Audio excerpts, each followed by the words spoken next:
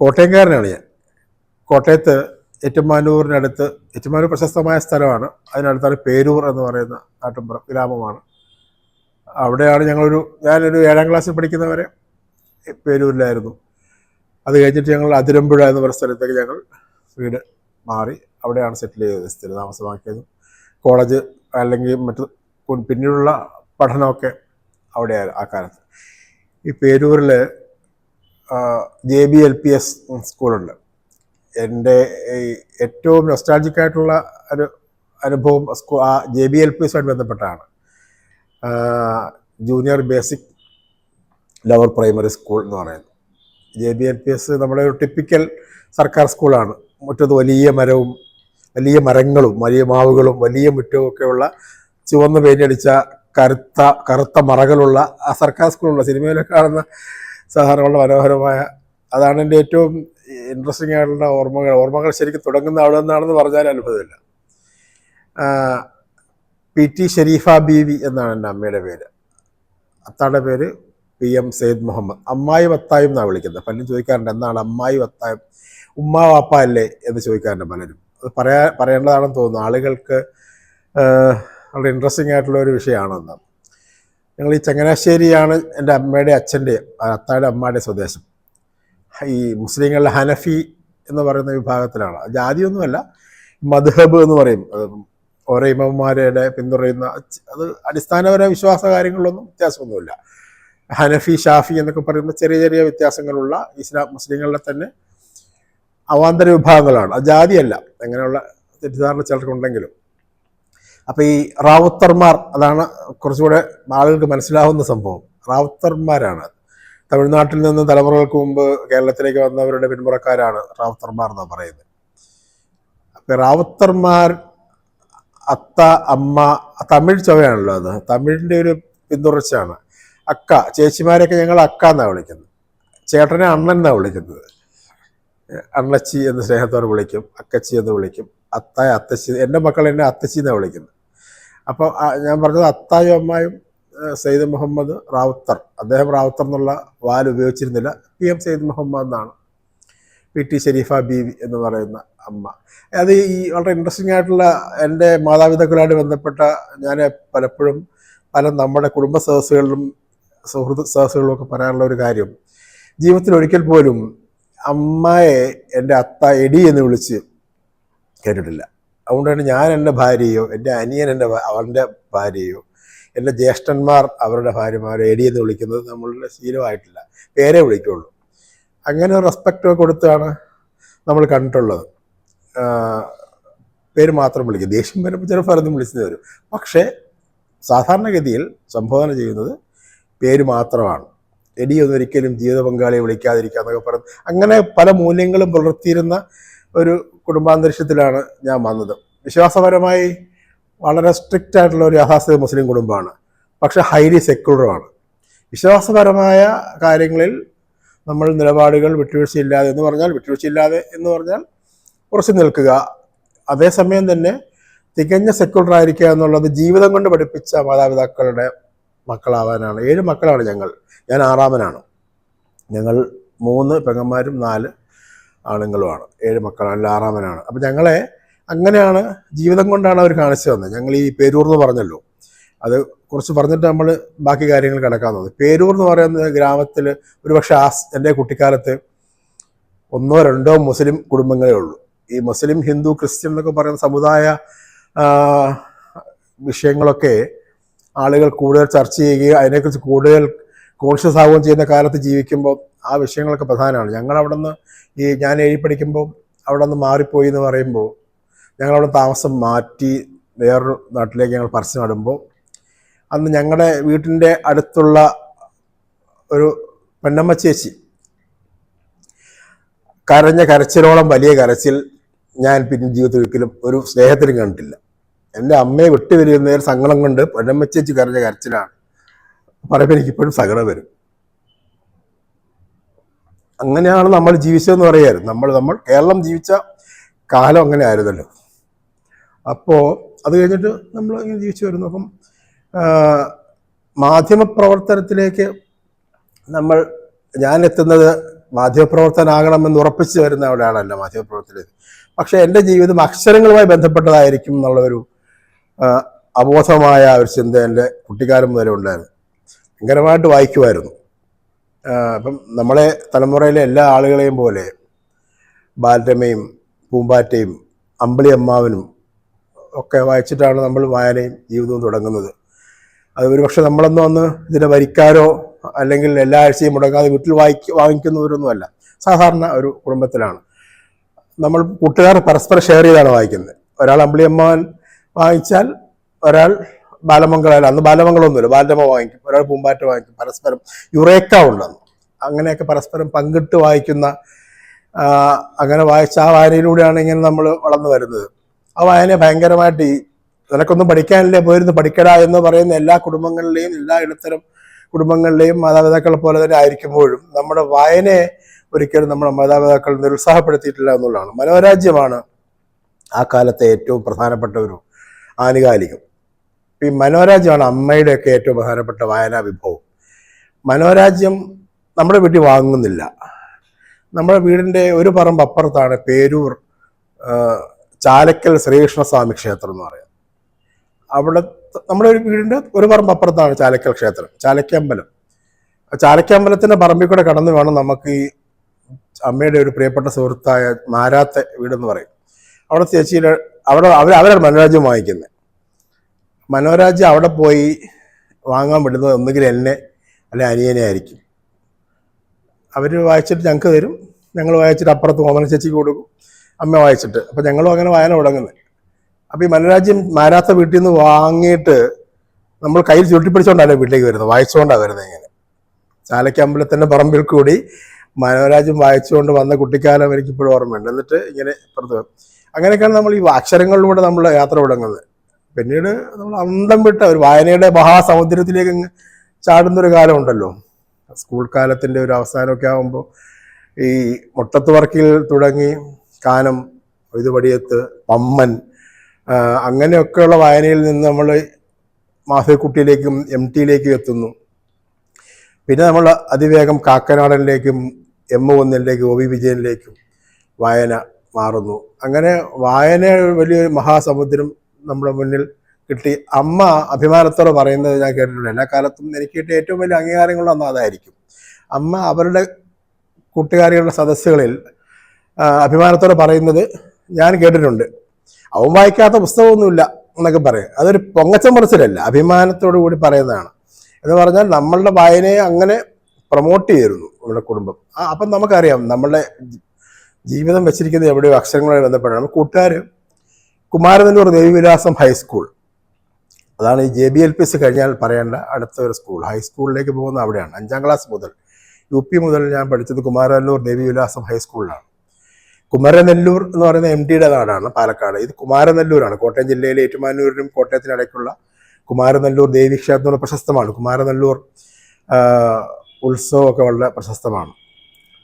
കുമാരനെല്ലൂർ ദേവീക്ഷേത്രത്തിലാണ്, ദേവിവിലാസം ഹൈസ്കൂളിലാണ് പഠിച്ചത്. ഞാൻ മാത്രമല്ല, എൻ്റെ ജ്യേഷ്ഠൻ, എൻ്റെ 2 ചേച്ചിമാർ, ഞാനൊക്കെ അവിടെയാണ് പഠിച്ചത്. കുമാരനെല്ലൂർ ദേവിവിലാസം ഹൈസ്കൂൾ അതിഗംഭീരമായ ഒരു സ്കൂളാണ്. അന്ന് ബാലകൃഷ്ണൻ സാർ എന്ന് പറയുന്ന അദ്ദേഹമാണ് ഞങ്ങളുടെ ഹെഡ് മാസ്റ്റർ, പ്രധാനാധ്യാപകൻ. ഈ പറഞ്ഞ പോലെ നമ്മുടെ കാരുണ്യം, ലോഹിദാസിൻ്റെ കാരുണ്യം സിനിമയിലെ മുരളിയുടെ കഥാപാത്രത്തെ പോലെ വെള്ളയും വെള്ളയും വെള്ളയും മാത്രം ഇടുന്ന കട്ടിക്കണ്ട വെച്ച അതുപോലൊരു ബാഗും പിടിച്ച് വരുന്ന ബാലകൃഷ്ണ സാർ ഞാൻ ഇപ്പോഴും ഓർക്കുന്നുണ്ട്. അദ്ദേഹത്തിൻ്റെയൊക്കെ നിയന്ത്രണത്തിൽ ആ സ്കൂൾ എത്ര സെക്യൂർഡായിട്ടും എത്ര വലിയ മികവോടെ നിന്നു എന്നുള്ളത് വലിയ അത്ഭുതത്തോടെ നമ്മൾ പിന്നീട് ആ കാലത്ത് നമ്മൾ അത്ര വലിയ കനമുള്ള കാര്യങ്ങൾ ചിന്തിക്കുന്നില്ല, നമ്മൾ ആ ഒരു ഫ്ലോയിൽ ഒഴുകി പോവുകയാണല്ലോ. പക്ഷെ പിന്നീട് നമ്മൾ മനസ്സിലാക്കുന്നില്ല എത്ര വലിയൊരു ഗംഭീരമായൊരു സ്ഥലത്താണ് നമ്മൾ UP ഹൈസ്കൂൾ കാലം കഴിച്ചതെന്നുള്ളത്. 10 ദിവസം കുമാരനെല്ലൂർ അമ്പലത്തിലെ ഉത്സവത്തിന് നമുക്ക് അവധിയാണ് സ്കൂളിൽ. മറ്റ് സ്കൂൾക്ക് ഇല്ലാത്തൊരു വലിയ പ്രിവിലേജാണ്. നമ്മൾ ഈ ഫെബ്രുവരി സമയത്ത് ഉത്സവത്തിൻ്റെ കുമാരനെല്ലൂർ അമ്പലത്തിലെ ഉത്സവമാകാൻ വേണ്ടി കാത്തിരിക്കും. 10 ദിവസം അവധിയാണ്. പക്ഷേ ഈ 10 ദിവസം നമ്മൾ വീട്ടിലിരിക്കുകയല്ല ചെയ്യുക. 10 ദിവസം നമ്മൾ അടുത്തുള്ള കൂട്ടുകാരുടെ വീട്ടുകളിൽ പോയി വായന. നമ്മൾ സ്കൂളിൽ പോകും. അമ്പലത്തിൻ്റെ തൊട്ടടുത്താണ് സ്കൂള്. അപ്പം സ്കൂളിൽ പോയിട്ട് അമ്പലത്തിൻ്റെ ഈ കയറുന്നിടത്ത് അരമതിലുണ്ട്. ഇപ്പോൾ കുറേ വർഷങ്ങളായി ഞങ്ങൾ പോയിട്ട് അതിൻ്റെ സ്ഥിതി എന്താ, അവിടെ റിനോവേഷൻ നടന്നു എനിക്കറിയില്ല. കുളത്തിൻ്റെ അമ്പലക്കുളം വല സൈഡിലാണ്, ഇടതുവശത്ത് ഇങ്ങനെ 2 സൈഡിലും അരമതിലുകളുണ്ട്. അവിടെ മുഴുവൻ ഇങ്ങനെ കുട്ടികൾ കയറിയിരിക്കും. എൻ്റെ പേര് റംഷാദ് ആണെന്നോ മറ്റേ കുട്ടിയുടെ പേര് സുരേഷ് ബാബു ആണെന്നോ ഇത് ഉണ്ണികൃഷ്ണനാണെന്നോ മറ്റേത് വേറെ ഏതെങ്കിലും ഒരു ക്രിസ്ത്യൻ നെയിമാണെന്നോ ഉള്ള അങ്ങനെയുള്ള ഒരു ആരും നമ്മൾ ചോദിച്ചിട്ടുമില്ല. നമ്മൾ അതിനെക്കുറിച്ച് ഒരു രീതിയിൽ നമ്മൾ അതിനെക്കുറിച്ച് കൺസേൺഡും ആയിരുന്നില്ല ആ കാലത്തും.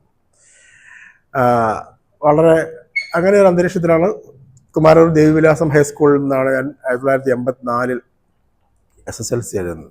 പിന്നെ അക്കാലത്തെ ഞങ്ങളുടെ ഏറ്റുമാനൂർ കോട്ടയമല്ല, ഏറ്റുമാനൂർ, അതിരമ്പുഴ, പേരൂർ ഭാഗങ്ങളിലൊക്കെ എൻ്റെ തലമുറയിലെ മാതിരിപ്പെട്ട കുട്ടികളൊക്കെ പ്രീ ഡിഗ്രി കാലം നാട്ടകം ഗവൺമെൻറ് ഹൈസ്കൂളിലും പിന്നെയുള്ള ഉപരിപഠനമൊക്കെ മാന്നാനം KE അല്ലെങ്കിൽ പാലാ സെൻറ്റ് തോമസ്, പെൺകുട്ടികളാണെങ്കിൽ Amalagiri BK, Changanassery assumption, Changanassery SB, അതൊക്കെയാണ്. അങ്ങനെയാണ് ആ കാലം പോകുന്നത് സ്വാഭാവികമായിട്ടും. പക്ഷേ സംഭവം എന്ന് വെച്ചാൽ ഈ മാധ്യമ പ്രവർത്തനം ഔദ്യോഗികമായി പ്രൊഫഷണലായി പഠിക്കാതെ തന്നെയാണ് ഞാൻ മാധ്യമപ്രവർത്തനത്തിലേക്ക് വരുന്നത്. ഈ വായനയുടെ തുടർച്ചയായിട്ടാണ്. ഞാൻ പ്രാദേശിക മാധ്യമപ്രവർത്തകനായിട്ടാണ് മാധ്യമപ്രവർത്തനം തുടങ്ങുന്നത്. അടുത്തായിട്ട് പറയേണ്ട പ്രധാനപ്പെട്ട ഒരു കാര്യം അതാണ്. പ്രാദേശിക ലേഖകനായിട്ടാണ് ഞാൻ മാധ്യമപ്രവർത്തനം തുടങ്ങുന്നത്. ഇന്നും അഭിമാനത്തോടെ പല ക്ലാസ്സുകളിലും ഞാൻ അറ്റൻഡ് ചെയ്യുമ്പോൾ, പല സംഭവങ്ങളെ പല കൂട്ടായ്മകളെയും അഡ്രസ്സ് ചെയ്യുമ്പോൾ, പലയിടത്തും എഴുതേണ്ട സന്ദർഭം വരുമ്പോൾ ഞാൻ അഭിമാനത്തോടെ തന്നെ പറയാറുള്ളൊരു കാര്യമാണ് ഞാൻ പ്രാദേശിക ലേഖകനാണ് തുടങ്ങിയതെന്നുള്ളത്. പ്രാദേശിക ലേഖകരായി മാധ്യമപ്രവർത്തനം തുടങ്ങിയ പലർക്കും അത് പറയാൻ മടിയുണ്ട് എന്ന് ഞാൻ അനുഭവത്തിലൂടെ കണ്ടിട്ടുണ്ട്. പക്ഷെ എനിക്ക് തോന്നുന്നത് പ്രാദേശിക മാധ്യമം, ഞാൻ വലിയ വിശ്വാസിയാണ്, വലിയ എന്നുള്ള വാക്ക് അതിനോട് ചേർക്കുന്നില്ല, അത് ഒഴിവാക്കണം. വിശ്വാസിയാണ്, വലിയ വിശ്വാസം ചെറിയ വിശ്വാസം ഇല്ല എന്ന് തോന്നുന്നു, വിശ്വാസിയാണ്. അപ്പം എനിക്ക് ഉറപ്പുണ്ട് ദൈവം എന്നെ രൂപപ്പെടുത്തി കൊണ്ടുവരികയായിരുന്നു. മാധ്യമപ്രവർത്തകനായി തന്നെ ജീവിപ്പിക്കണം തീരുമാനിച്ചെങ്കിൽ ഒരു ദൈവിക പദ്ധതി ഉണ്ടാവും. പ്രാദേശിക ലേഖനം തുടങ്ങി വളരെ ഘട്ടം ഘട്ടമായി ഉയർന്നു വന്നു. ഞാൻ വലിയ മഹാനായ മാധ്യമപ്രവർത്തകനായി എന്നൊന്നും അല്ല അവകാശപ്പെടുന്നത്. പക്ഷേ മീഡിയ അക്കാഡമി എൻ്റെ സെലക്റ്റഡ് അഭിമുഖങ്ങളുടെ ഒരു പുസ്തകം കഴിഞ്ഞ വർഷം പ്രസിദ്ധീകരിച്ചപ്പോൾ അതിൽ മീഡിയ അക്കാഡമി ചെയർമാൻ, കേരളത്തിലെ വളരെ മുതിർന്ന മാധ്യമപ്രവർത്തകരായ മീഡിയ അക്കാഡമി ചെയർമാൻ RS ബാബുചേട്ടൻ അതിലെഴുതിയ ആമുഖത്തിൻ്റെ തുടക്കം സമകാലിക മലയാള മാധ്യമ മേഖലയിലെ ആകർഷകമായ പേരാണ് PS റംഷാദ് എന്നാണ്. അങ്ങനെ ഒരു വരി നിരർത്ഥകമായി RS ബാബുവിനെ പോലെ ഒരാൾ എഴുതില്ല. അങ്ങനെ വരി എഴുതാൻ എന്നെ ജീവിതത്തിൽ ദൈവം കൊണ്ട് നിർത്തിയെന്നാണ്, എഴുതപ്പെടാനുള്ള ആളായി കൊണ്ട് നിർത്തി ഞാൻ വിചാരിക്കുന്നത്. എന്ന് പറഞ്ഞാൽ നിലവിലെ മലയാള മാധ്യമ പ്രവർത്തനത്തിൽ ഒരിടം എവിടെയോ എനിക്ക് കിട്ടിയിട്ടുണ്ട്. കുറേ ആളുകളുടെ കൂട്ടത്തിൽ ഒരാളായിട്ടാണെങ്കിലും 10 പേരോട് പറയുമ്പോൾ അതിലൊരു 4 പേരെങ്കിലും റംഷാദിന്റെ സ്റ്റോറികൾ വായിച്ചിട്ടുണ്ട്. ഞാൻ അഭിമാനത്തോടെ കാണുന്നു. മലയാളം വാരിക ആണ് അങ്ങനൊരു പ്രൊഫൈലിലേക്ക് എൻ്റെ മാധ്യമപ്രവർത്തനത്തെ മാറ്റിയത്. അതായത് 30 വർഷത്തിൽ ഞാൻ 13 വർഷമാണ് മലയാളം വാരികയിൽ പ്രവർത്തിച്ചത്, 13ാമത്തെ വർഷമാണിത്. പക്ഷേ പ്രാദേശികമായ മാധ്യമത്തിൽ തുടങ്ങി, പിന്നീട് 1-2 ചെറിയ പ്രസിദ്ധീകരണങ്ങൾ, ഞാൻ അതിലേക്ക് വരാം, ആ പേരുകളൊക്കെ പറയണം. സിറാജ് ദിനപത്രത്തിൻ്റെ കോഴിക്കോട് ഡെസ്കിൽ ജോലി ചെയ്തു. പ്രാദേശിക ലേഖകനായി പ്രവർത്തിച്ച കാലത്തെക്കുറിച്ച് കൂടുതൽ പറയേണ്ടതുണ്ടെന്ന് തോന്നുന്നു. കാരണം ഈ നേരത്തെ പറഞ്ഞതുപോലെ പ്രാദേശിക ലേഖകന്മാർ കേരളത്തിലെ മാധ്യമ പ്രവർത്തനത്തിൻ്റെ നട്ടെല്ലാണ്. കേരളത്തിലെ മാധ്യമ പ്രവർത്തനത്തെ നിലനിർത്തുന്ന വലിയൊരു ഒരു ശൃംഖലയാണ് പ്രാദേശിക മാധ്യമ പ്രവർത്തകർ. അവരിൽ നിന്ന് എല്ലാവരും ഒന്നും ഇപ്പം ദൈവാനുഗ്രഹം കൊണ്ടെന്ന് ഞാൻ പറയുന്നു, എൻ്റെ വലിയ കഴിവുകൊണ്ടൊന്നുമല്ല ഞാൻ, പക്ഷെ കഠിനാധ്വാനം ചെയ്തു എന്നുള്ള അഭിമാനത്തോടെ പറയാൻ എനിക്ക് കഴിയും, അത് അഹങ്കാരമല്ല. അങ്ങനെ ആണ് കുറേ പേരെങ്കിലും എന്നെപ്പോലെ മാധ്യമപ്രവർത്തനത്തിൽ വേറൊരു തലത്തിലേക്ക് എത്തിപ്പെടുന്നുണ്ട്. പക്ഷെ എല്ലാവർക്കും ഒന്നും അവരിൽ എത്ര പേർക്ക് എത്തിപ്പെടാൻ കഴിയുന്നുണ്ട് എനിക്കറിയില്ല. അവരിൽ എത്ര പേര് ഭയങ്കരമായി കഴിവുള്ള ആളുകൾ ഒക്കെ ഒരു ഘട്ടം കഴിയുമ്പോൾ കൊഴിഞ്ഞു പോവുകയും ജീവിതത്തിൽ വേറെ എന്തെങ്കിലും ചെയ്യേണ്ടി വരിക. അത് 2 കാര്യങ്ങളുണ്ട്. ഒന്ന്, വരുമാനം അവരെ തുടരാൻ അനുവദിക്കാത്ത സാഹചര്യം വരുന്നു, വരുമാനക്കുറവ്. രണ്ടാമത്തെ കാര്യം, അവസരങ്ങൾ കിട്ടാതെ വരും. അപ്പോൾ ഈ 2 അവസരങ്ങൾ, ഈ 2 കാരണങ്ങൾ അവർ കൊഴിഞ്ഞു പോകുന്നതിന് കാരണമാകുന്നുണ്ട്. എനിക്കെന്തുകൊണ്ടോ പല കാരണങ്ങൾ കൊണ്ട് കയറി വരാൻ കഴിഞ്ഞു. അതിൽ വലിയ പങ്കുവഹിച്ച ഒരു പേര് പ്രിയപ്പെട്ട OV ഉഷ ചേച്ചിയാണ്. OV വിജയൻ്റെ സഹോദരിയും പ്രമുഖ എഴുത്തുകാരിയുമായ OV ഉഷയാണ്. ഉഷ ചേച്ചി S ജയേന്ദ്രൻ നായർ സാറിന് നൽകിയൊരു കത്താണ് ആദ്യമായി മലയാളം വാരികയിൽ സ്റ്റാഫ് ആകുന്നതിന് മുമ്പേ തന്നെ അവിടെ എഴുതാൻ എനിക്ക് അവസരം തന്നത്.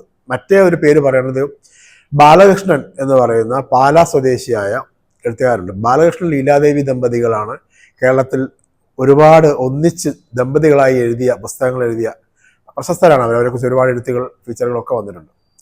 ബാലകൃഷ്ണ സാറ് എന്നെ ഭയങ്കരമായി സപ്പോർട്ട് ചെയ്യുകയും സഹായിക്കുകയും ചെയ്ത ഒരാൾ. പ്രാദേശിക ലേഖനിൽ നിന്ന് പിന്നീട് മുഖ്യധാരയിലേക്ക് വരുന്നതിൽ അദ്ദേഹം വലിയ പങ്ക് വച്ചിട്ടുണ്ട്. അതിലേക്ക് വരുന്നതിന് മുമ്പ് പ്രാദേശിക പ്രവർത്തകനായിട്ട് ഈ പത്രപ്രവർത്തനത്തിൻ്റെ കളരിയായിരുന്നു അത്. കോട്ടയം ജില്ലയിലെ ഏറ്റുമാനൂർ ആയിരുന്നു എൻ്റെ ഏരിയ, ഏറ്റുമാനൂർ മെഡിക്കൽ കോളേജ്. ആ സംഭവം എന്ന് വെച്ചാൽ ഒരു ഉദാഹരണം പറഞ്ഞാൽ അത് മനസ്സിലാവും എങ്ങനെയാണ് എഴുത്തിന് നമ്മളെ പത്രപ്രവർത്തകനെ പ്രാദേശിക പത്രപ്രവർത്തനം രൂപപ്പെടുത്തുന്നത് എന്നുള്ളതിൻ്റെ. അപ്പം അവിടെ ഈ മെഡിക്കൽ കോളേജ് ഭാഗത്ത് ഏക്കർ കണക്കിന് സ്ഥലത്ത് സാമൂഹ്യ വനവൽക്കരണത്തിൻ്റെ ഭാഗമായിട്ടുള്ള അക്കേഷ്യ കൃഷിയുണ്ട്. അക്കേഷ്യ വനമാണ് ആ ഭാഗത്തൊക്കെ അന്ന്. അപ്പം അവിടെ പ്രശ്നം എന്ന് വെച്ചാൽ ഈ ഒന്ന് അക്കേഷ്യ വനം ഈ ഭൂഗർഭജലം അമിതമായി വലിച്ചെടുക്കുന്ന പാരിസ്ഥിതികമായ പ്രശ്നവും ആളുകൾക്ക് ജലക്ഷാമമൊക്കെ ഉണ്ടാക്കുന്ന ഒരു സംഭവമാണ്. രണ്ടാമത് സാമൂഹ്യ വിരുദ്ധർ മെഡിക്കൽ കോളേജ് ഭാഗത്തൊക്കെ ഈ വനങ്ങൾ ഏക്കർ കണക്കിന് കിടക്കുകയല്ലേ, ഉപയോഗപ്പെടുത്തുന്നുള്ള പരാതി നാട്ടുകാർക്കുണ്ട്, ദുരുപയോഗം ചെയ്യുന്നുള്ള പരാതി നാട്ടുകാർക്ക് അന്നേ ഉണ്ട് പല ഘട്ടങ്ങൾ. അങ്ങനെയൊക്കെ പല സംഭവങ്ങളുമുണ്ട്. അപ്പം അതുകൊണ്ട് അപ്പം എന്നോട് സുഹൃത്തുക്കൾ ചോദിച്ചു, ഒരു റിപ്പോർട്ട് എഴുതി കൂടെ ചോദിച്ചു. തുടക്കകാലത്താണ്. അപ്പം ഞാൻ വിശദമായി ഇതൊക്കെ അന്വേഷിച്ച് ഈ പറഞ്ഞ കാര്യങ്ങളൊക്കെ വിശദമായൊരു ഭയങ്കര അന്ന് എഴുത്താണല്ലോ, കൈകൊണ്ട് എഴുതുന്ന വലിയൊരു ലേഖനം പോലെ വലിയ റിപ്പോർട്ട് എഴുതി. മാധ്യമത്തിലാണ് റിപ്പോർട്ട് എഴുതി. അന്ന് നമ്മുടെ ഈ ജാഫർ എടവനക്കാട് MKM ജാഫർ എന്ന് പറഞ്ഞ മാധ്യമത്തിൻ്റെ ഇന്നത്തെ ന്യൂസ് എഡിറ്ററാണ് അദ്ദേഹം. ജാഫറാണെന്ന് മാധ്യമത്തിൻ്റെ കോട്ടയം ബ്യൂറോയുടെ ചുമതലയുള്ള ആൾ. ജാഫർ വന്ന് പ്രൊബേഷനിലാണ്. ഞാൻ വളരെ വിശദമായി എഴുതിക്കൊണ്ട് കൊടുത്തു, വളരെ സമഗ്രമായി എഴുതിക്കൊണ്ട് കൊടുത്തു. ഇങ്ങനെ എല്ലാം എഴുതിക്കൊണ്ട് ജാഫർ എല്ലാം നോക്കിയിട്ട് പറഞ്ഞ് നമുക്ക് അയക്കാം. കവറാണല്ലോ അയക്കുന്നത്, കൊച്ചി ഡെസ്കിലേക്ക്. അന്ന് മാധ്യമത്തിന് കൊച്ചിയാണ് അടുത്ത ഡെസ്ക്. കവറിൽ ഇട്ടയച്ച് അന്നത്തെ സ്റ്റോറികളിൽ കൂടുതൽ പോയി. പിറ്റേന്ന് വന്നില്ല. അതിൻ്റെ പിറ്റേ ദിവസം ഞാൻ ആകാംക്ഷയോടെ കാത്തിരിക്കുമ്പോൾ റിപ്പോർട്ട് വന്നു. രണ്ടാമത്തെ പേജിൻ്റെ ലോക്കൽ പേജിൽ രണ്ടാമത്തെ മൂന്നാമത്തെ പേജിൽ ഒരു സിംഗിൾ കോളത്തിൽ ഒരു ഒറ്റ പാരഗ്രാഫ് മാത്രം. ആ വാർത്ത വെട്ടി ചെറുതാക്കി, അതായത് മെഡിക്കൽ കോളേജ് ഭാഗത്ത് ഈ ഇതിന് മുന്നേ ഇന്ന ബുദ്ധിമുട്ടുണ്ടാവുന്നുള്ള വളരെ ചെറിയൊരു വാർത്ത. ജാഫറിൻ്റെ ചോദിച്ചു, എന്താ ജാഫർ ഞാൻ ഇത്ര എഴുതിയല്ലേ? ജാഫറിൻ്റെ അതിൽ അത്രയേ ഉള്ളൂ വാർത്ത എന്ന് പറഞ്ഞു. അതൊരു വലിയ പാഠമായിരുന്നു. പിന്നീട് വാർത്ത എഴുതുമ്പോഴൊക്കെ അത് ഓർക്കും, ഇതിൽ എത്ര വാർത്തയുണ്ട്, പ്രസിദ്ധീകരിച്ച് വരാനുള്ള കണ്ടന്റ് ഇതിൽ എന്തുമാത്രം ഉണ്ട് എന്നുള്ളത് നമ്മൾ ഓർക്കുന്ന ഒരു കാര്യമാണ്. നാട്ടിൽ വല്ലാതെ വാർത്ത അല്ലാത്ത വലിച്ചുവാരി എഴുതിയിട്ട് കാര്യമില്ല.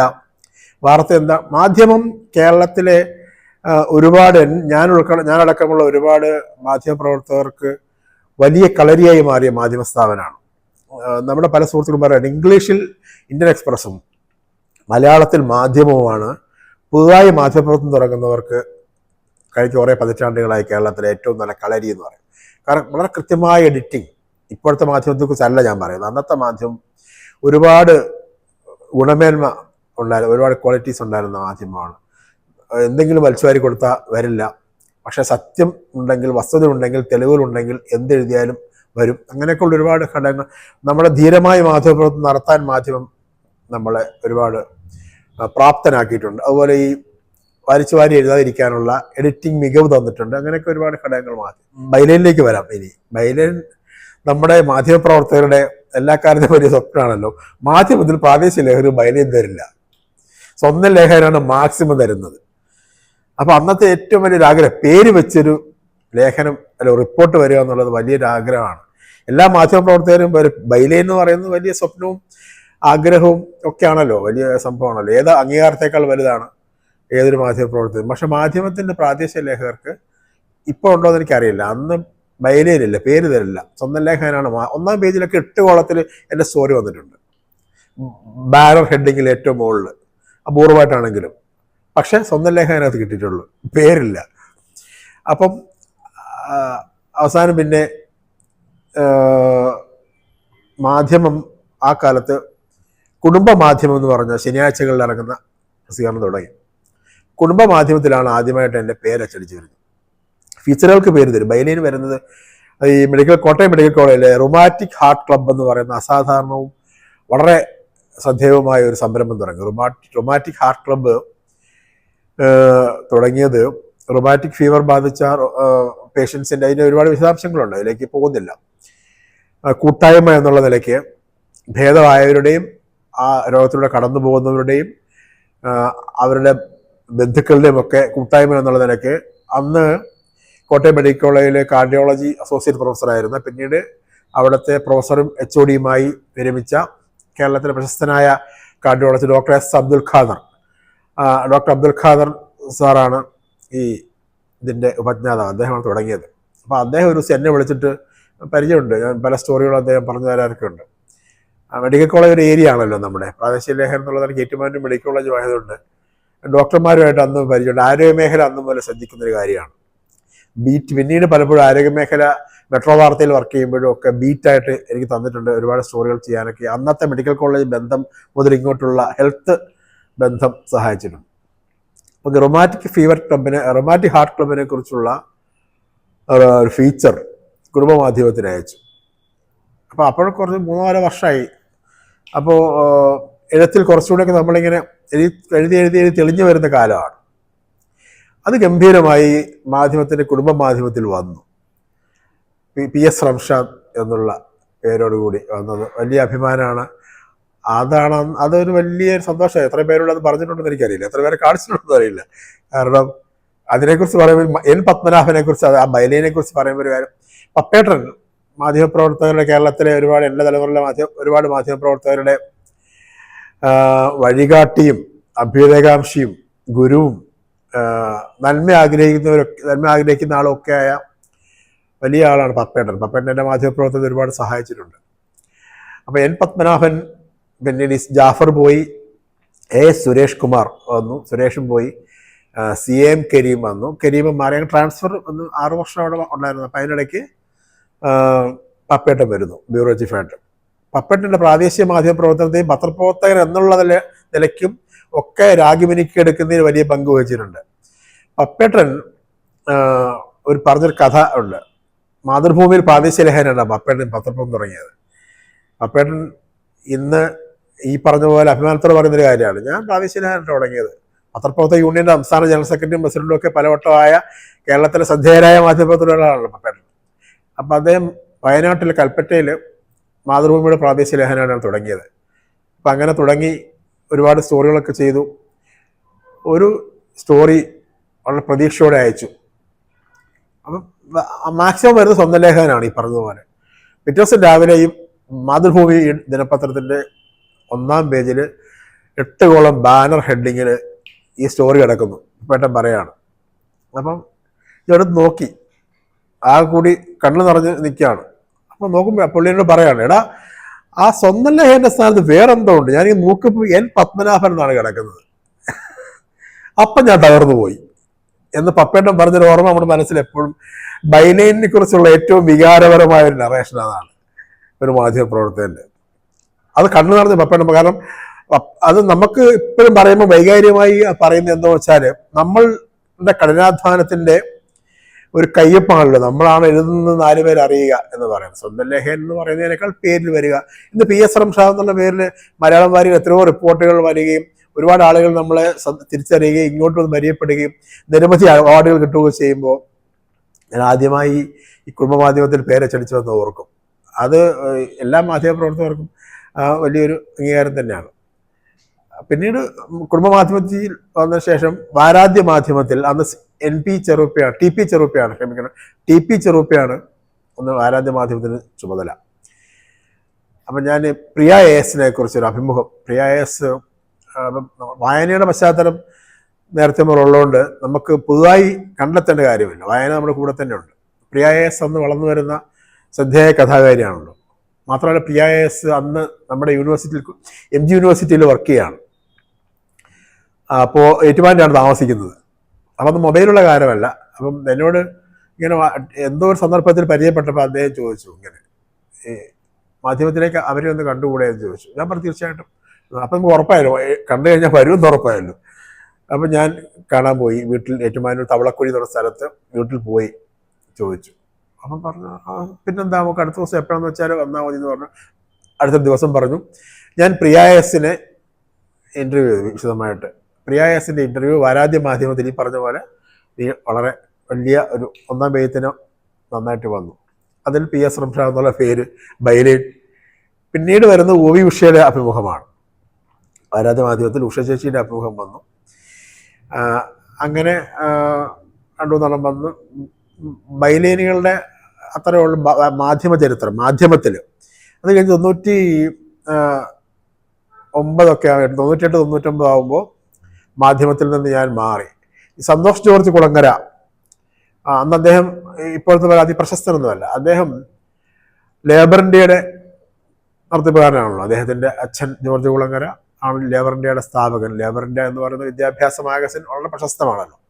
അപ്പോൾ സന്തോഷ് ജോർജ് കുളങ്ങര ചീഫ് എഡിറ്ററായിട്ട് സപ്ലിമെൻ്റ് എന്ന് പറയുന്ന മധ്യാഹ്ന പത്രം തുടങ്ങി. മരങ്ങാട്ടുപള്ളി എന്ന ഗ്രാമത്തിൽ നിന്നാണ്, പാലയ്ക്കടുത്ത് മരങ്ങാട്ടുപള്ളിയിലാണ് ലേബർ ഇന്ത്യയുടെ. അവിടെ നിന്ന് സപ്ലിമെൻ്റ് തുടങ്ങി.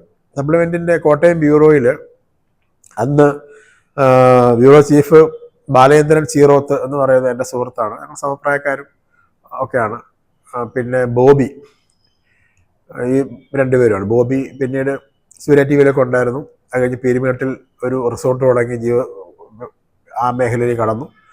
3 വർഷം മുമ്പ് ബോബി ഹൃദയാഘാതം മൂലം മരിച്ചു. അപ്പം ആ സമയത്ത് രാജു ആനിക്കാട് സൂര്യ ടി വിയുടെ കോട്ടയത്തെ ലേഖകനാണ്. സൂര്യ ടി വി റിപ്പോർട്ട് ബ്യൂറോ തുടങ്ങിയ കാലമാണ്. ഇവരൊക്കെ ആയിട്ട് നല്ല അടുപ്പാണ്, സുഹൃത്തുക്കളാണ്. അപ്പം ഞാൻ സപ്ലിമെൻറ്റിലേക്ക് പോകുന്നു. സപ്ലിമെൻറ്റിൽ സ്റ്റോറികളുടെ പെരുമഴയാണ്, ബൈലൈൻ്റെ പെരുമഴയാണ്. കാരണം അവർക്ക് ബൈലൈൻ്റെ കാര്യത്തിൽ ഈ പറഞ്ഞ റെസ്ട്രിക്ഷൻ ഒന്നുമില്ല. നമ്മൾ ഇഷ്ടംപോലെ സ്റ്റോറി ചെയ്യാൻ തുടങ്ങി. ഓടി നടന്ന് സ്റ്റോറി ചെയ്യുകയാണ്, ഇഷ്ടംപോലെ സ്റ്റോറി ചെയ്യും. അവരെല്ലാം നല്ല സ്റ്റോറിയാണ്, ഒന്നാം പേജിൽ തന്നെ കൊടുക്കും, അല്ലെങ്കിൽ അകത്ത് കൊടുക്കും. അന്ന് സജി എന്ന് പറയുന്ന, സജിയുടെ മുഴുവൻ പേര് ഓർക്കുന്നില്ല, ന്യൂസ് എഡിറ്റർ. ബിജു പാപ്പച്ചൻ എന്ന് പറഞ്ഞാൽ ഇപ്പം മാതൃഭൂമിയിൽ കൊല്ലത്തുള്ള ബിജു പാപ്പച്ചനാണ് മറ്റൊരു സബ് എഡിറ്റർ. അവരൊക്കെ മരങ്ങാട്ടുപള്ളിയില്ല. അപ്പം നമുക്ക് ഇഷ്ടംപോലെ പരിഗണന തന്നു സപ്ലിമെൻറ്റിൽ നിൽക്കുമ്പോഴാണ് സിറാജിലേക്കുള്ള മാറ്റം. അതാണ് മാധ്യമപ്രവർത്തനത്തിലെ ഒരു പ്രധാനപ്പെട്ട വഴിത്തിരിവാകുന്നത്. മുഴുവൻ സമയം മാധ്യമപ്രവർത്തനത്തിൽ നിൽക്കാൻ എന്നെ പ്രാപ്തനാക്കിയത് സിറാജാണ്. അപ്പം അതിനിടയ്ക്ക് 94 ഞാൻ ഷെമിയെ വിവാഹം ചെയ്യുന്നുണ്ട്. ഷെമി കുമ്മനം സ്വദേശിയാണ്. പ്രണയവിവാഹമായിരുന്നു. അപ്പം ആ ഘട്ടത്തിൽ വിവാഹം ചെയ്തേ പറ്റൂ, അല്ലെങ്കിൽ എൻ്റെ പ്രണയം എനിക്ക് നഷ്ടപ്പെടും. പ്രണയിനിയെ വേറെ വിവാഹം ചെയ്യും. വീട്ടുകാർ 5 ആങ്ങളമാർ ഒരു പെങ്ങളാണ്. അവർ വിവാഹം ചെയ്ത് വിടുന്ന ഘട്ടം വന്നപ്പോൾ ജോലി സ്ഥിരമായ ജോലിയാണോ, വരുമാനം എന്നതാണോ എന്ന് നമ്മൾ നോക്കുന്നില്ലല്ലോ. അപ്പം ആ സമയത്ത് വിവാഹം ചെയ്തു. അപ്പോൾ സ്വാഭാവികമായിട്ട് ജീവിതം കൂടുതലും വിഷമങ്ങളിലായി, മാനേജ് ചെയ്യണം. അപ്പോൾ മുഴുവൻ സമയം മാധ്യമപ്രവർത്തനം, പ്രാദേശിക മാധ്യമപ്രവർത്തനമായിട്ട് നിൽക്കാൻ പറ്റില്ല. അങ്ങനെ ഞാൻ 2 വർഷത്തോളം ഈ സപ്ലിമെൻ്റിൽ വർക്ക് ചെയ്യുമ്പോഴും മെഡിക്കൽ റെപ്രസെൻറ്റേറ്റീവായിട്ട് ജോലി ചെയ്തു. മാധ്യമപ്രവർത്തനമല്ലാത്ത എൻ്റെ പ്രധാനപ്പെട്ട മേഖലയിലേക്ക് ഞാൻ ആ സമയത്ത് പോകുന്നത് മെഡിക്കൽ റെപ്രസെൻറ്റേറ്റീവാണ്. അങ്ങനെ അത്, പക്ഷേ അതിനിടയ്ക്ക് നമ്മുടെ മനസ്സിലൂടെ കിടക്കുകയാണ്, എഴുതുന്നുണ്ട്, ചെയ്യുന്നുണ്ട്. അപ്പോഴാണ് ബാലകൃഷ്ണൻ സാറിനെ യാദൃശ്യം എന്ന് പറഞ്ഞാൽ ഒ വി ഉഷ ചേച്ചിയും ഒ വി വിജയനുമായിട്ട് ഭയങ്കര അടുപ്പായിരുന്നു. ഏട്ടൻ എന്നാണ് വിളിക്കുന്നത്. അപ്പം ഉഷ ചേച്ചി വിളിക്കുന്ന പോലെ തന്നെ ഒ വി വിജയനെ ഏട്ടൻ എന്ന് വിളിക്കാനുള്ള സ്വാതന്ത്ര്യം, ഒ വി വിജയൻ്റെ ഭാര്യ ഡോക്ടർ തെരേസയെ ഇടത്തിന്ന് വിളിക്കാനുള്ള സ്വാതന്ത്ര്യമുള്ള അത്ര അടുപ്പം ഒ വി വിജയൻ ഫാമിലി ആയിട്ടുണ്ട്. അപ്പോൾ അവർ കോട്ടയത്ത് ഏറ്റുമാനൂരിൻ്റെ അടുത്ത് കാരിത്താസിനടുത്ത് ഒറ്റക്കപ്പൽമാവ് എന്ന് പറയുന്ന മനോഹരമായ പേരുള്ള സ്ഥലമുണ്ട്. ഒറ്റക്കപ്പൽമാവ്. അവിടെയാണ് ഉഷ ചേച്ചി അന്ന് താമസിക്കുന്നത്. ഉഷ ചേച്ചി അന്ന് MG യൂണിവേഴ്സിറ്റിയുടെ സ്കൂൾ ഓഫ് ലെറ്റേഴ്സിൻ്റെ ഡയറക്ടറാണ്. അപ്പോൾ ഉഷ ചേച്ചിയുടെ വീട്ടുമായിട്ടുള്ള അടുപ്പം, ഞങ്ങൾ അയൽക്കാരാണ്, കുറച്ച് ദൂരമേ ഉള്ളൂ, മുന്നിൽ കൊണ്ട് നടന്നാണ് പോകുന്നത്. ഉഷ ചേച്ചി പറയാനുള്ള വാക്കുണ്ട്. അന്ന് ബൈക്കും സ്കൂട്ടറും ഒന്നുമില്ല നമുക്ക്, ഈ ഓട്ടമാണ്. അപ്പം റംഷാദിൻ്റെ ഓട്ടവും ഈ പരക്കമാസിനും കണ്ട കാലിൽ 2 ചക്രങ്ങളുണ്ടെന്ന് തോന്നുന്നു, തമാശയായിട്ട് ചേച്ചി പറയും. ഭയങ്കര അടുപ്പമാണ്. കുടുംബമായിട്ടൊക്കെ അടുപ്പം, കുഞ്ഞുങ്ങളൊക്കെ ആയിട്ട് അടുപ്പമാണ് 2 പിന്നീട്. അപ്പം ഒ വി വിജയൻ നാട്ടിലേക്ക് വരുന്നു, ചികിത്സയൊക്കെ ആയിട്ട് ബന്ധപ്പെട്ട്. ഭാര്യ ഡോക്ടർ തെരേസയും വരുന്നു. അപ്പം ഒരു ഒ വി വിജയനെ പരിചയപ്പെടുത്തുന്ന റംഷാദ്. അദ്ദേഹം പാർക്കിൻസോൺസൊക്കെ ബാധിച്ച് വയ്യാതെ രോഗമൊക്കെ ബാധിച്ചിരിക്കുകയാണല്ലോ. അപ്പം ഞാൻ എല്ലാ ദിവസവും എന്ന് പറഞ്ഞ പോലെ ഏതെങ്കിലും സമയത്ത് അവിടെ പോകും. അപ്പോൾ ഒ വി വിജയൻ എന്ന് പറയുന്ന മഹാസാഹിത്യകാരൻ, നമ്മൾ ഖസാക്കിൻ ഇതിഹാസം മാത്രമല്ല അദ്ദേഹത്തിന് എഴുതിയ മുഴുവൻ വായിച്ചിട്ടുണ്ട്, നേരത്തെ തന്നെ വായിച്ചിട്ടുണ്ട്. അപ്പം ഒ വിജയനെ ദൂരെ നിന്നെങ്കിലും കാണുക എന്നുള്ളത് നമ്മുടെ വലിയ സ്വപ്നവുമാണല്ലോ. അപ്പം പരിചയം അടുപ്പമൊക്കെ ആയപ്പം എന്നോട് ഏട്ടൻ പറയും, ഇരിക്കൂ റംഷാദ്, രാഷ്ട്രീയം പറയൂ എന്ന് പറയും. അദ്ദേഹത്തിന് ഏറ്റവും ഇഷ്ടമുള്ള രാഷ്ട്രീയമാണല്ലോ, സാഹിത്യത്തെക്കാൾ ഒരു പക്ഷേ രാഷ്ട്രീയമാണല്ലോ. ഒ വിജയൻ്റെ രാഷ്ട്രീയവും രാഷ്ട്രീയ കാർട്ടൂണുകളും രാഷ്ട്രീയ ചിന്തകളും ഒക്കെ അതിപ്രശസ്തമാണല്ലോ. പ്രവാചക എന്നുള്ള സ്വഭാവമുള്ള, പ്രവചന സ്വഭാവമുള്ള എഴുത്തുകളാണല്ലോ പല നമ്മുടെ ധർമ്മപുരാണം എന്ന് പറയുന്ന അതിപ്രശസ്തമായ നോവൽ അടിയന്തരാവസ്ഥയെക്കുറിച്ച് വർഷങ്ങൾക്ക് മുമ്പേ പ്രവചന സ്വഭാവത്തിൽ എഴുതിയതാണെന്നുള്ളത് മലയാള സാഹിത്യ നിരൂപകർ എല്ലാവരും തന്നെ പറഞ്ഞ കാര്യമാണ്. അങ്ങനെയുള്ള ഒരുപാട് രാഷ്ട്രീയത്തിൻ്റെ കാമ്പും പഴമ്പുമാണ് എഴുത്തിനേക്കാൾ കൂടുതൽ ഒ വിജയൻ എന്ന് നമുക്ക് പലപ്പോഴും തോന്നിയിട്ടുണ്ട്. അപ്പോൾ ഒ വിജയൻ പറയും, റംഷാദ് ഇരിക്കൂ, രാഷ്ട്രീയം പറയൂ എന്ന് പറയും. അപ്പൊ അത് നമ്മളെ ഒരു പ്രത്യേക വിധാനത്തിലേക്ക് ഉയർത്തും. ഒ വിജയനാണ് പറയുന്നത്, എൻ്റെ പേര് വിളിക്കുകയാണ്. നമ്മളെ എത്തിക്കുന്ന ഒരു ലെവൽ ഭയങ്കരമാണ്. ഒരു ദിവസം ഞാൻ ചെല്ലുമ്പോൾ ആരോ ഗസ്റ്റ് ഉണ്ട്. അപ്പം ഞാനങ്ങോട്ട് സാധാരണ സ്വാതന്ത്ര്യത്തോടെ സാധാരണ ചെല്ലുന്ന പോലെ മുറിയിലേക്ക് കയറിയപ്പോൾ ആ 2-3 ഗസ്റ്റ് ഉണ്ട്. അപ്പം ഞാൻ അപ്പുറത്തേക്ക് പോയി, ചേച്ചിയെ വേറെ ചേച്ചിയുടെ കൂടെ ആരോ ഉണ്ട്, ചേച്ചി എനിക്ക് ചായ മറ്റേ കുടിക്കാൻ തന്നു. ഞാൻ അപ്പുറത്ത് ഇരിക്കുമ്പോൾ ഈ ഗസ്റ്റ് പോയി കുറച്ച് കഴിഞ്ഞപ്പോൾ ഞാൻ ചെന്നപ്പം ഒ വിജയൻ പെറുക്കിപ്പറിക്കാൻ സംസാരിക്കുന്നത്. അദ്ദേഹത്തിന് ആ രോഗാവസ്ഥ ഉള്ളതുകൊണ്ട് അദ്ദേഹം ഫ്ലോയിൽ സംസാരിക്കില്ല. സോറി റംഷാദ് എന്ന് പറഞ്ഞു. ഞാൻ ചെന്നപ്പോൾ എനിക്ക് ഇറങ്ങി ഇങ്ങോട്ട് മാറേണ്ടി വന്നതിനുള്ള അപ്പം ഞാൻ ആഗ്രഹം അങ്ങ് സ്റ്റണ്ടായി. ഞാൻ പറഞ്ഞു, ഏട്ടാ, ഒ വിജയൻ എന്ന എഴുത്തുകാരന് ദൂരെ നിന്നെങ്കിലും ഒന്ന് കാണാൻ ആഗ്രഹിച്ച ഒരു കാലം ഉണ്ടായിരുന്ന ആളാണ് ഞാൻ. അങ്ങേക്ക് എൻ്റെ പേരറിയാം, അങ്ങനെ എപ്പോഴും ഇത്ര സ്വാതന്ത്ര്യത്തോടെ സ്വീകരിക്കുന്നു, അതുകൊണ്ട് ദേവി എന്നോട് സോറി ഒന്നും പറയരുത് എന്ന് പറഞ്ഞു. അപ്പോൾ ഒ വിജയനായിട്ടുള്ള ആ അടുപ്പം, ചേച്ചിയായിട്ടുള്ള അടുപ്പം, ആ ഘട്ടത്തിലാണ് ഈ മുഴുവൻ സമയ പത്രപ്രവർത്തനത്തിലേക്ക് തന്നെ തിരിച്ചു വരണം എന്നുള്ള ഒരു വലിയ ആഗ്രഹം പ്രതീക്ഷ നിൽക്കുമ്പോൾ അതിനുള്ള ഒരു സാഹചര്യമില്ല. നമ്മൾ ഉപജീവനം കഴിക്കണം, മുന്നോട്ട് പോകണം, വിവാഹം, കുടുംബം. അപ്പോൾ ഉഷച്ചേച്ചി പറഞ്ഞു, ഞാനൊരു കത്ത് തരാം, ജോസഫ് പുലിക്കുന്നേലിന് കത്ത് തരാം. അദ്ദേഹം ഓശാന മൗണ്ടിൽ ഓശാന എന്ന് പറഞ്ഞ മാഗസിൻ നടത്തുന്നു പാലായിൽ. റംഷാദ് ഒന്ന് പോയി പുലിക്കുന്നേലിനെ കാണും, എന്തെങ്കിലും പരിഹാരം ഉണ്ടാവും. ചിലപ്പോൾ അവിടെ വേക്കൻസി ഉണ്ടെങ്കിലോ ഒരു മാറ്റമാവുമല്ലോ. ഞാൻ കത്ത് വാങ്ങി നേരെ അവിടെ പോയി, ഭരണങ്ങാനത്ത് പോയി പുലിക്കുന്നേലിനെ കണ്ടു. അദ്ദേഹം കത്ത് വായിച്ചിട്ട് പറഞ്ഞു, ഉഷയ്ക്ക് സുഖമായിരിക്കുന്നു, മൊബൈലൊന്നും ഇല്ലാത്ത കാലമായതുകൊണ്ട് അപ്പം ഇങ്ങനെയൊക്കെ വല്ലപ്പോഴും ലാൻഡ് ഫോണിൽ വിളിക്കുന്നൊക്കെ ഉണ്ടാവുള്ളല്ലോ. ഞാൻ പറഞ്ഞു, ചേച്ചി സുഖമായിട്ട്, നമ്മളെപ്പോഴും കാണാറുണ്ട്, അടുത്താണ്. ഓക്കെ, അന്വേഷണം പറയൂ എന്നൊക്കെ പറഞ്ഞു കുറേ നേരം, ഒരുപാട് നേരം സംസാരിച്ചിട്ട് അദ്ദേഹം പറഞ്ഞു, നിലവിൽ നമുക്കിവിടെ ഒരാളെ അക്കോമഡേറ്റ് ചെയ്യാനുള്ള സാഹചര്യമില്ല, ശമ്പളം തരണമല്ലോ നമുക്ക്.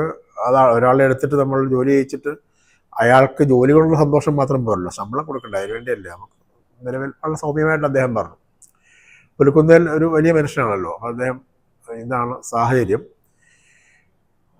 ഒത്തുവരികയാണെങ്കിൽ നമുക്ക് എന്തായാലും ഞാൻ ഉഷയോട് പറയാം എന്ന് പറഞ്ഞിട്ട് അദ്ദേഹം എന്നെ മടക്കുമ്പോൾ എത്ര രൂപയാണെന്നല്ലേ, കുറേ 100 രൂപ നോട്ടുകൾ മടക്കി അദ്ദേഹം എൻ്റെ കയ്യിലേക്ക് ഇങ്ങനെ തന്നു. ഇരിക്കട്ടെ, വണ്ടിക്കൊരു ആവശ്യം.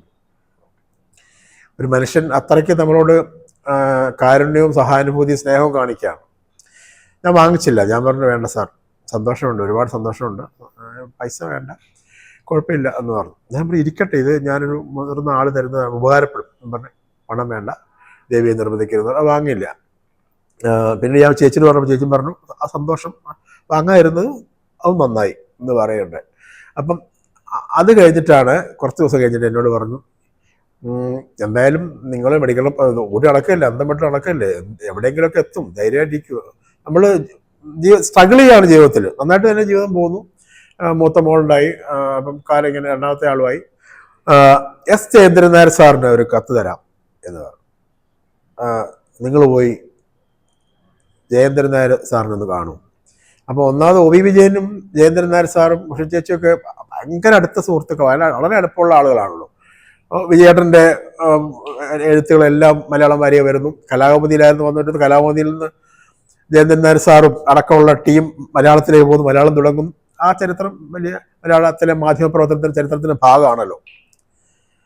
അപ്പോൾ എന്നോട് പറഞ്ഞു, എറണാകുളത്ത് പോവുക, സാറിനെ കാണുക, എന്തായാലും നോക്കാമെന്ന് പറഞ്ഞു. കത്ത് തന്നു. ഞാൻ നേരെ എറണാകുളത്തേക്ക് വിട്ടു. അവിടെ പോയി ജയേന്ദ്രൻ നായർ സാറിനെ കണ്ടു. ആദ്യമായിട്ടാണ് സാറിനെ കാണുന്നത്. സാറ് തൂവള്ളത്താടിയും ഒക്കെയുള്ള ഇങ്ങനെ ഒരു സാറിൻ്റെ മുന്നിൽ നിൽക്കുമ്പോൾ തന്നെ നമുക്കൊരു പ്രകാശം പരത്തുന്ന അനുഭവമാണല്ലോ. അപ്പം സാറ് ഇരിക്കൂ എന്ന് പറഞ്ഞിരുന്നു, കാര്യങ്ങളെ ചോദിച്ചു, സിറ്റുവേഷൻസ് എല്ലാം മനസ്സിലാക്കി, കത്ത് വായിച്ചിട്ട് പറഞ്ഞു മലയാളം വാരിക്ക് നിലവിൽ ഇപ്പോൾ ഒരു റിപ്പോർട്ടറെ നമുക്ക് എടുക്കാൻ, റിപ്പോർട്ടറെ സബ് എഡിറ്ററോ നിലവിലെടുക്കാൻ സാഹചര്യമില്ല. മാനേജ്മെൻറ്റ് തീരുമാനമാണല്ലോ ഉണ്ടാവേണ്ടത്. നമ്മളൊരാളെ സജസ്റ്റ് ചെയ്താലും അവർക്കൊരാളെ എടുക്കാനുള്ള ഇപ്പോൾ തീരുമാനം ഇപ്പം ഇല്ല. പല ആപ്ലിക്കേഷൻസ് കിടക്കുന്നുണ്ട്. പക്ഷേ പറഞ്ഞതല്ലേ നമുക്ക് പരിഗണിക്കാം. പക്ഷേ ഇപ്പം നിലവിൽ സാഹചര്യമില്ല. അയാളുടെ കയ്യിലിരിക്കട്ടെ, നമുക്ക് നോക്കാം. എന്നിട്ട് സാറ് പറഞ്ഞു, അതാണ് പ്രധാനപ്പെട്ട കാര്യം. സാറ് പറഞ്ഞു ഒരു കാര്യം ചെയ്യൂ, നിങ്ങൾ എഴുതൂ. മലയാളം വാരികയിൽ 2 കാര്യങ്ങൾ ചെയ്യൂ. ഒന്ന് ജീവിതരേഖ എന്ന് പറഞ്ഞ പങ്ക്തി ഉണ്ടെന്ന്, അതിലേക്ക് സ്ഥിരമായി എന്തെങ്കിലും മാറ്റങ്ങൾ തരും, നമുക്ക് കൊടുക്കാം, പണവും തരാം. രണ്ടാമത്തെ കാര്യം, നല്ല എക്സ്ക്ലൂസീവ് സ്റ്റോറീസ് ഒക്കെ ഉണ്ടെങ്കിൽ തരൂ എന്ന് പറഞ്ഞു. ഇപ്പം എക്സ്ക്ലൂസീവ് സ്റ്റോറി 1-2 ഞാൻ ആ സമയത്ത് ചെയ്തെങ്കിൽ അതൊന്നും വന്നില്ല. കാരണം വെച്ചാൽ നമ്മളത് അത്ര എക്സ്ക്ലൂസീവ് സ്റ്റോറീസും ചെയ്ത എക്സ്പീരിയൻസ് ഇല്ല. രണ്ടാമത്തെ കാര്യം, മലയാളം വാരിക പോലുള്ള മലയാളം പ്രസിദ്ധീകരണത്തിൽ അവർക്ക് തന്നെ ഒരു ടീം സ്റ്റാഫ് ഉണ്ട്. ഇപ്പോഴും അങ്ങനെയാണല്ലോ, നമ്മൾ ഒക്കെ എഴുതുന്ന സ്റ്റോറികൾ എല്ലാ വിശദാംശങ്ങളോടെയും തെളിവുകളോടെ എഴുതുന്ന എക്സ്ക്ലൂസീവ് സ്റ്റോറി പോലെ പുറത്തുനിന്നുള്ള എഴുതുന്ന നമ്മൾ കൊടുക്കുന്ന പരിമിതി ഉണ്ടല്ലോ. അങ്ങനെ അപ്പം പക്ഷേ ജീവിതരേഖ കുറേ വരാൻ തുടങ്ങി. ഡോക്ടർ ANP ഉമ്മർകുട്ടി, അദ്ദേഹത്തെ ജീവിതരേഖ ഞാൻ എഴുതിയത്. അതുപോലെ ഡോക്ടർ ഫസൽ പൂക്കോയ തങ്ങൾ, ഐമനം കൃഷ്ണക്കൈമൾ, അങ്ങനെ പല പല ആളുകളുടെ ജീവിതരേഖ നേരിട്ട് പോയി കണ്ട് സംസാരിച്ച് അവരുമായിട്ടൊക്കെ മലയാളം വാരി. അപ്പം ജീവിതരേഖ വന്ന് കഴിഞ്ഞാൽ ബൈലയം വരികയാണ്. അതൊരു വലിയ അഭിമാനം. മലയാളം വാരിയ ബൈലയം വന്ന് തുടങ്ങുന്നു എന്നുള്ള വലിയ സന്തോഷം, വലിയ അഭിമാനമായിരുന്നു മലയാളം വാരിയ ബൈലയം വന്ന് തുടങ്ങുന്നതിന്. എന്നിട്ട് ജീവിതരേഖ വന്ന് 2ാമത്തെ ആഴ്ചയാവുമ്പോൾ അല്ലെങ്കിൽ ഒരു 8-10 ദിവസം കഴിയുമ്പോഴേക്കും സാറിൻ്റെ ഒരു ചെറിയ കാർഡും 500 രൂപ മണി ഓർഡർ കൃത്യമായിട്ട് വന്നിരിക്കും. 500 രൂപ അന്ന് എഴുത്തിന് കിട്ടുന്ന വലിയ കാര്യമാണ്. ആ കാലത്ത് നമ്മൾ എഴുതി തുടങ്ങി മലയാളം വാരിക പോലും സമയത്ത് കിട്ടുന്ന പൈസ. പിന്നെ ആ ബൈലൈൻ സാറിൻ്റെ ഒരു 2 വരി കാണുള്ളൂ, ജയന്ദ്രൻ സാറിൻ്റെ. എന്തെങ്കിലും എഴുതും, ഇനിയും എഴുതുമല്ലോ എന്നൊക്കെ പറഞ്ഞിട്ടുള്ള ആയിരിക്കും, വളരെ സ്നേഹത്തോടു കൂടി അത്. അപ്പം അങ്ങനെ പൊയ്ക്കൊണ്ടിരിക്കുമ്പോഴാണ് അപ്പോൾ OV വിജയന് എഴുത്തച്ഛൻ പുരസ്കാരം കിട്ടുന്നു. ആ സമയത്താണ് എഴുത്തച്ഛൻ പുരസ്കാരം. അപ്പോൾ OV വിജയന് എഴുത്തച്ഛൻ പുരസ്കാരം കിട്ടിയതിൻ്റെ അതുമായിട്ട് ബന്ധപ്പെട്ട റിപ്പോർട്ട് എഴുതട്ടെ ഞാൻ സാറിനെ വിളിച്ചു ചോദിച്ചു. ഏറ്റുമാനൂരിലെ ഒരു STD ബൂത്തിൽ കയറിയ സാറിനെ വിളിക്കുന്നത്.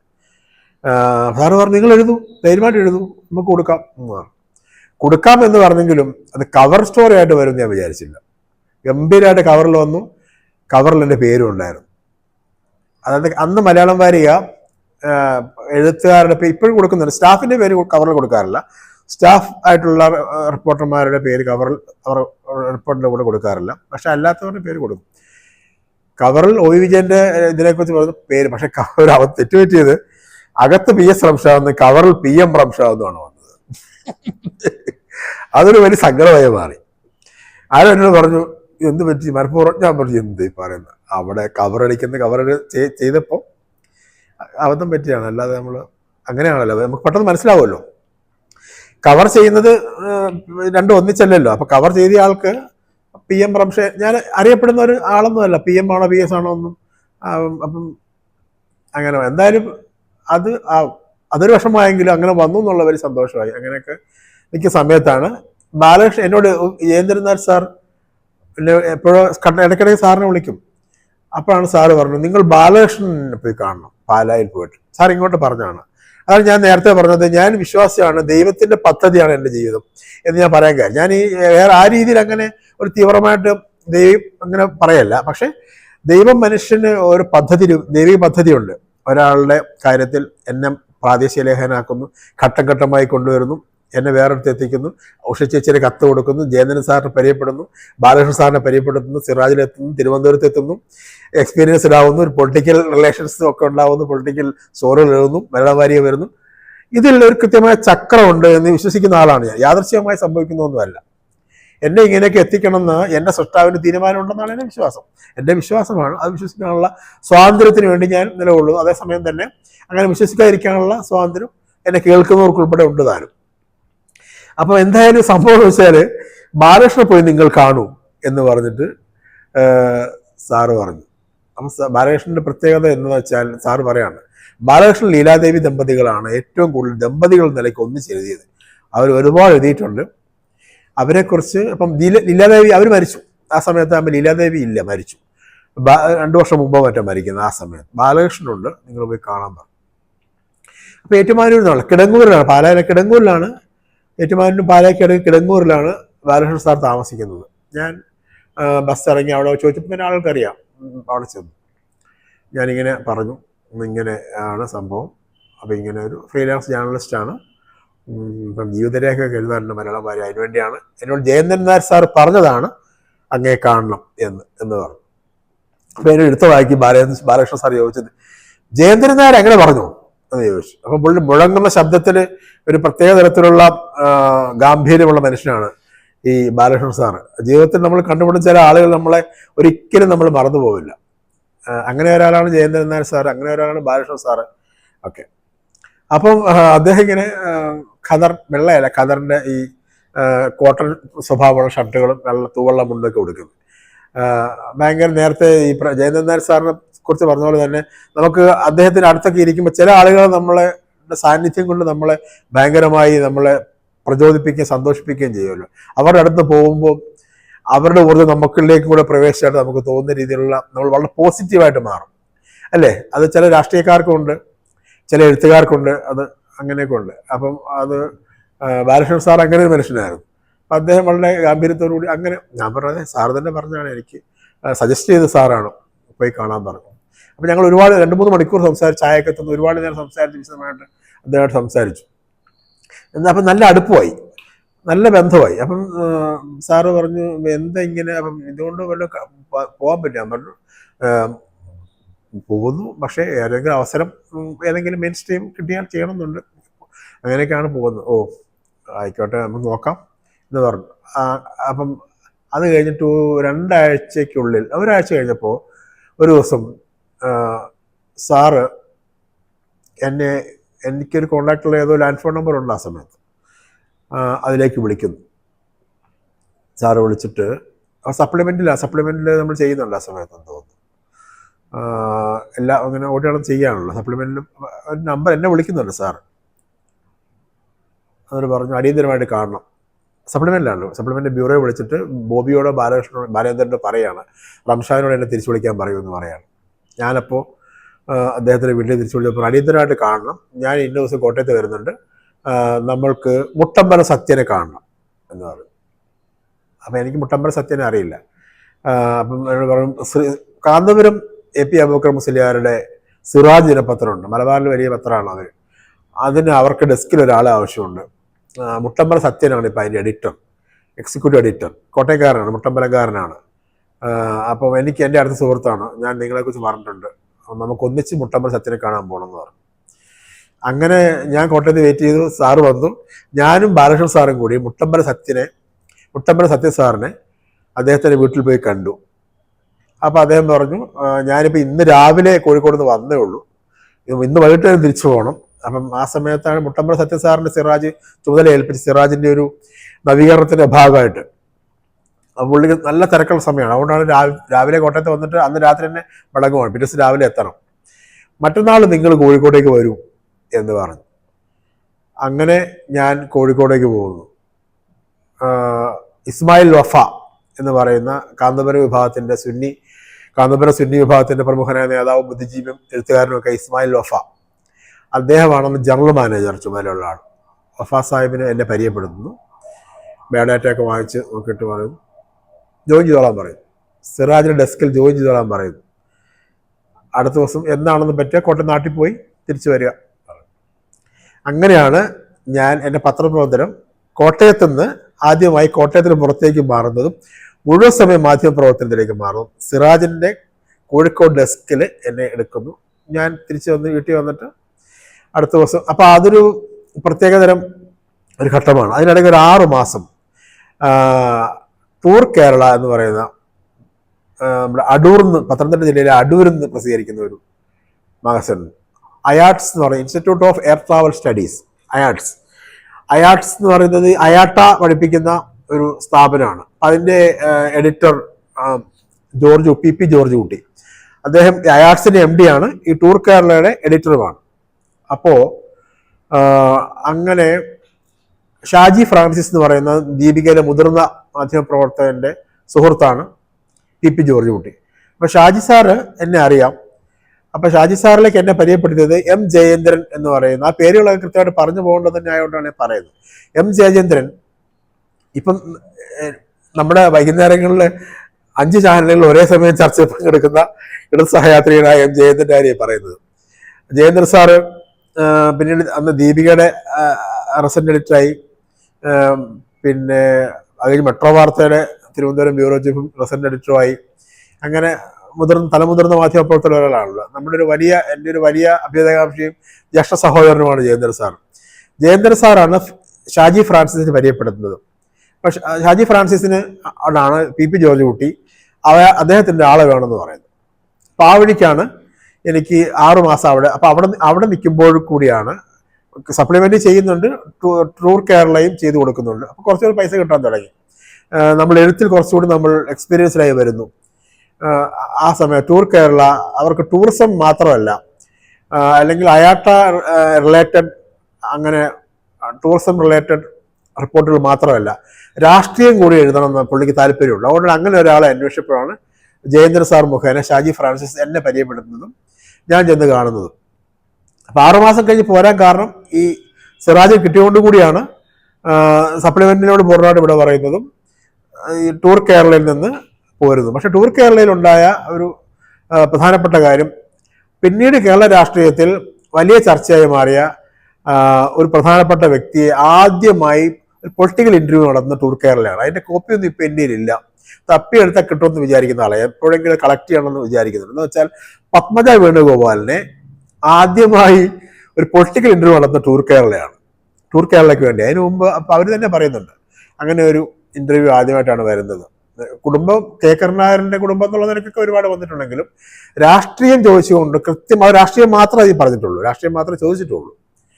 അതിന് നമ്മൾ ടൂർ കേരള അത് ടാബ്ലോയിഡ് ടൈപ്പ് A4 സൈസിൽ മാഗസിനല്ല, ടാബ്ലോയിഡ്. അതിന്റെ 1ാം പേജിൽ വലിയ കവർ ഫീച്ചറായിട്ട് ഇന്റർവ്യൂ ആയിട്ട് കൊടുത്താണ്. രണ്ടാമത്തെ ഒരു കാര്യം ഇവിടെ ഉള്ളത്, എലിസബത്ത് ആന്റണിയെ ടൂർ കേരളയിൽ ഇന്റർവ്യൂ ചെയ്തു. ഇന്റർവ്യൂകളുടെ ഒരു തുടക്കം അവിടെ നിന്നാണ്. അതായത് പത്മജ വേണുഗോപാലിനെ ആദ്യമായി നമ്മൾ പൊളിറ്റിക്കൽ ഇന്റർവ്യൂ നടത്തുന്നതാണ്.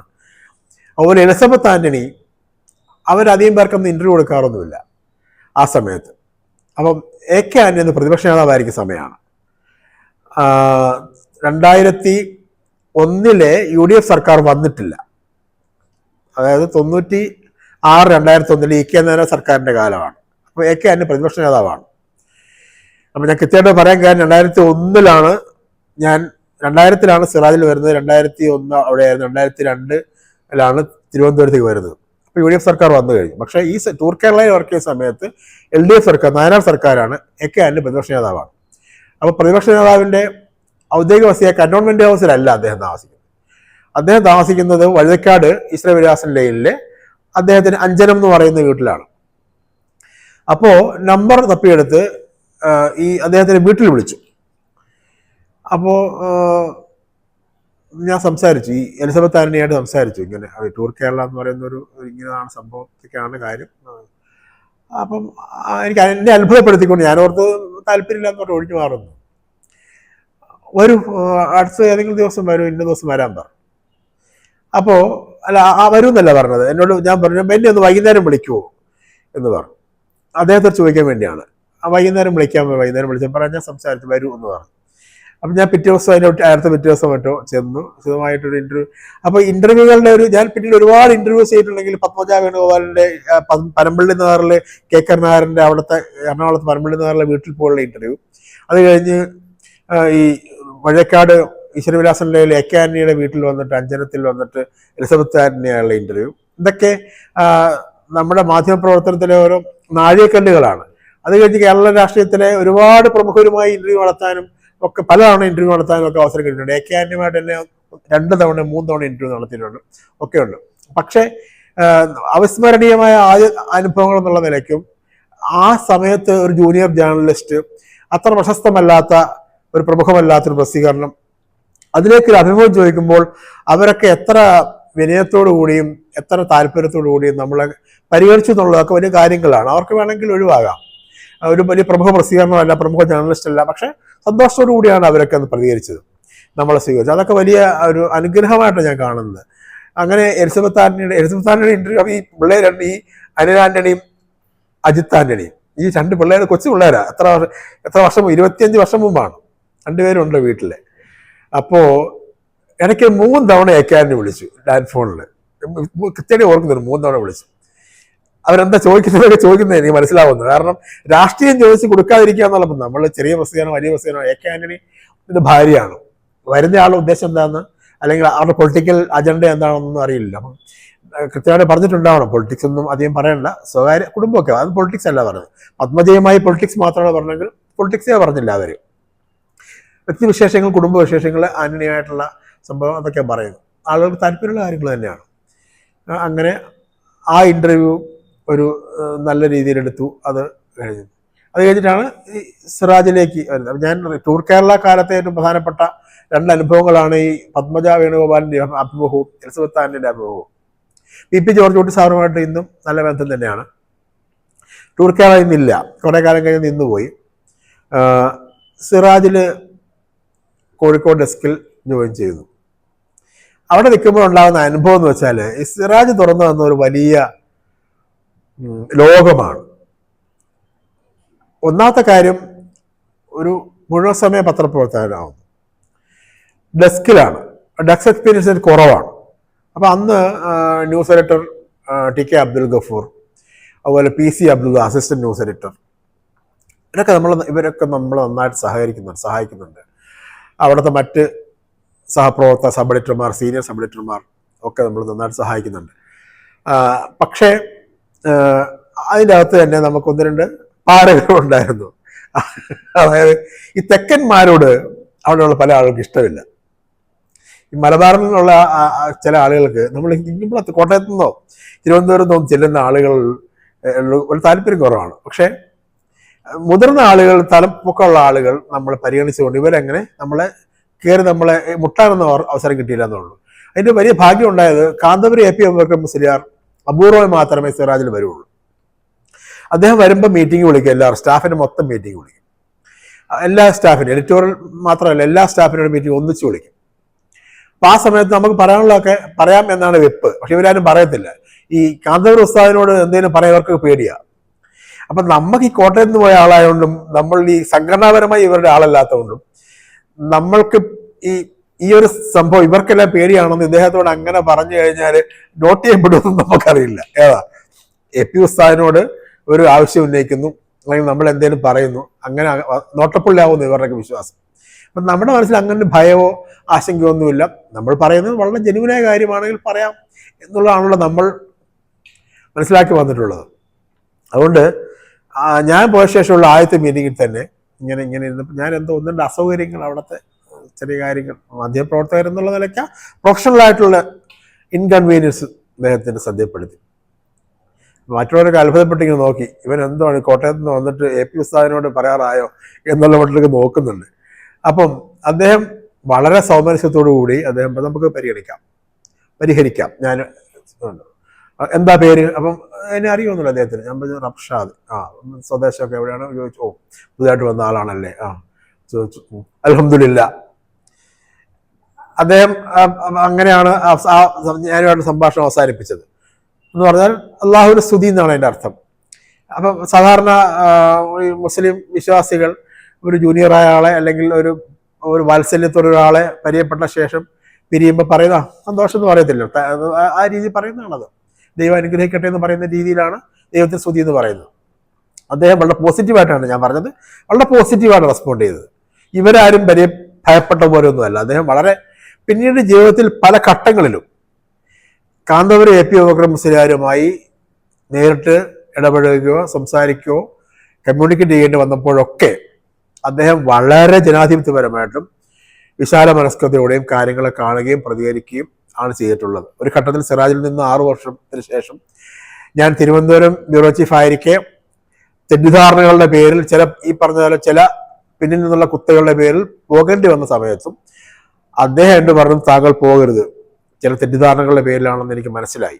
എന്നോട് ചില ആളുകൾ പറയേണ്ടവർ പറഞ്ഞിട്ടുണ്ട്, താങ്കൾ ഇവിടെ നിൽക്കണം എന്നാണ് പറഞ്ഞത്. പക്ഷേ അന്ന് ഫാരിസ് അബൂബക്കറിൻ്റെ കാലത്ത് ആ ഒരു കാലമായിരുന്നു. ദീപികയിൽ അവസരം കിട്ടിയോണ്ട് ഞാൻ ദീപികയിൽ മലപ്പുറം ബ്യൂറോ ചീഫ് ആയിട്ടൊരു അവസരം കിട്ടി. 2 വർഷം അവിടെ പോയി ജോലി ചെയ്യുകയാണ് ചെയ്തത്.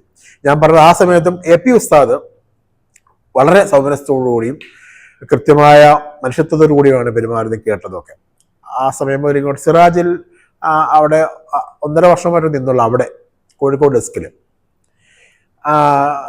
തിരുവനന്തപുരം ബ്യൂറോയിൽ ആൾ വേണമെന്നുള്ള അവർക്ക് എപ്പോഴും പ്രശ്നമാണ്. തിരുവനന്തപുരം ബ്യൂറോ 1-2 പേര് വരികയും പോവുകയൊക്കെ ചെയ്യുന്നുണ്ട്. നമ്മുടെ സുഹൃത്തുക്കളായ ആളുകൾ ഷംസുദ്ദീൻ, MM ഷംസുദ്ദീൻ, പത്രപ്രവർത്തക യൂണിയന്റെ പിന്നീട് സംസ്ഥാന വൈസ് പ്രസിഡന്റൊക്കെ അയാളെ വിരമിച്ച ആലപ്പുഴയിലെ MM ഷംസുദ്ദീൻ മുതിർന്ന മാധ്യമപ്രവർത്തകനാണ്, അടുത്ത സുഹൃത്താണ്. ഷംസുദ്ദീൻ കുറെ കാലം തിരുവനന്തപുരം ബ്യൂറോ ഉണ്ടായിരുന്നു. PC അബ്ദുള്ള കുറെ കാലം തിരുവനന്തപുരത്തുണ്ടായിരുന്നു. പക്ഷെ ഇവരാരും ഉറച്ചു നിൽക്കുന്നില്ല എന്നതിന് കാരണം അവരുടെ കുറ്റമല്ല. ഒരു വെൽ സെറ്റിൽഡ് ആയ ബ്യൂറോ ഇല്ല,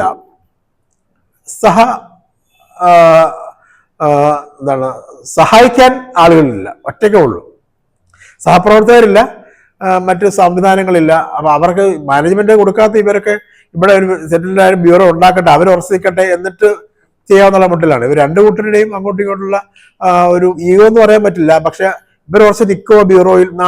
പല നാട്ടിലുള്ളവരല്ലേ. സിറാജ് തിരുവനന്തപുരത്ത് അങ്ങനെ വെൽ ഇൻട്രൊഡ്യൂസ്ഡ് ആയ പത്രമല്ല. അപ്പൊ അതുകൊണ്ട് പല പരിമിതികൾ കാരണമാണ് ഇവർ നിൽക്കാത്തത്.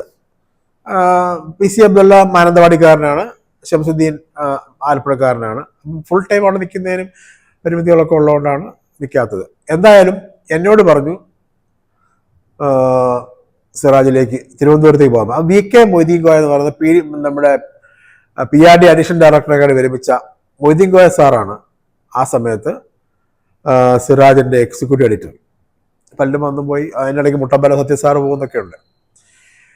എന്തായാലും മൊയ്തീൻ കോയ സാറും വളരെ താല്പര്യത്തോട് പറഞ്ഞു, തിരുവനന്തപുരത്ത് ഒരാൾ നമുക്ക് ആവശ്യമാണ്. അപ്പം റംഷാദ് കോട്ടയക്കാരനാണല്ലോ, തിരുവനന്തപുരത്താകുമ്പോൾ ഉള്ള ഗുണം കോട്ടയത്തിനും പോകാനൊക്കെ എളുപ്പമാണ്, നമുക്ക് അവിടെ ഒരാൾ എന്തായാലും വേണം, അപ്പം താങ്കൾ അവിടെ പോകും. മൊത്തത്തിൽ മാനേജ്മെന്റ് തീരുമാനം അങ്ങനെ വന്നു, പോസിറ്റീവായിട്ട് തന്നെ. അലി അബ്ദുള്ള എന്ന് പറയുന്ന സിറാജിന്റെ അന്നത്തെ മാനേജറൊക്കെ ഉള്ള പോസിറ്റീവായിട്ട് അങ്ങനെ നിലപാടെടുത്തു എന്നെ. അപ്പം ഇവിടെ സൈഫുദ്ദീൻ ഹാജി എന്ന് പറയുന്ന സിറാജിന്റെ ഇപ്പോഴത്തെ യൂണിറ്റ് മാനേജറാണ്. അന്ന് യൂണിറ്റ് ഒന്നും വന്നിട്ടില്ല. അദ്ദേഹം അന്ന് കേരള ഓട്ടോമൊബൈൽസ് ലൈസൻസ് ഓഫീസറാണ്. പിന്നീട് വിരമിച്ചു. വള്ളക്കടവ് മുസ്ലിം ജമാഅത്തിന്റെ പ്രസിഡന്റാണ്. വള്ളക്കടവ് മുസ്ലിം ജമാഅത്തിന് കീഴിലുള്ള പ്രശസ്തമായ എയ്ഡഡ് സ്കൂളിന്റെ ഇപ്പൊ +1 ഒക്കെ ഉള്ള ഹയർ സെക്കൻഡറി ഒക്കെ ഉള്ള സ്കൂൾ, അതിന്റെ മാനേജരാണ്.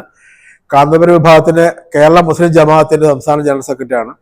ഇപ്പോൾ കാന്തപുരം വിഭാഗത്തിന്റെ പൊളിറ്റിക്കൽ അഫയേഴ്സ് കമ്മിറ്റിയുടെ കൺവീനറാണ്. അങ്ങനെ കാന്തപുരത്തിന്റെ വലം കൈയാണ് അന്നും ഇന്നും ഈ സൈഫുദ്ദീൻ ഹാജി. ഇതിപ്പോ ന്യൂനപക്ഷ കമ്മീഷൻ അംഗമാണ്.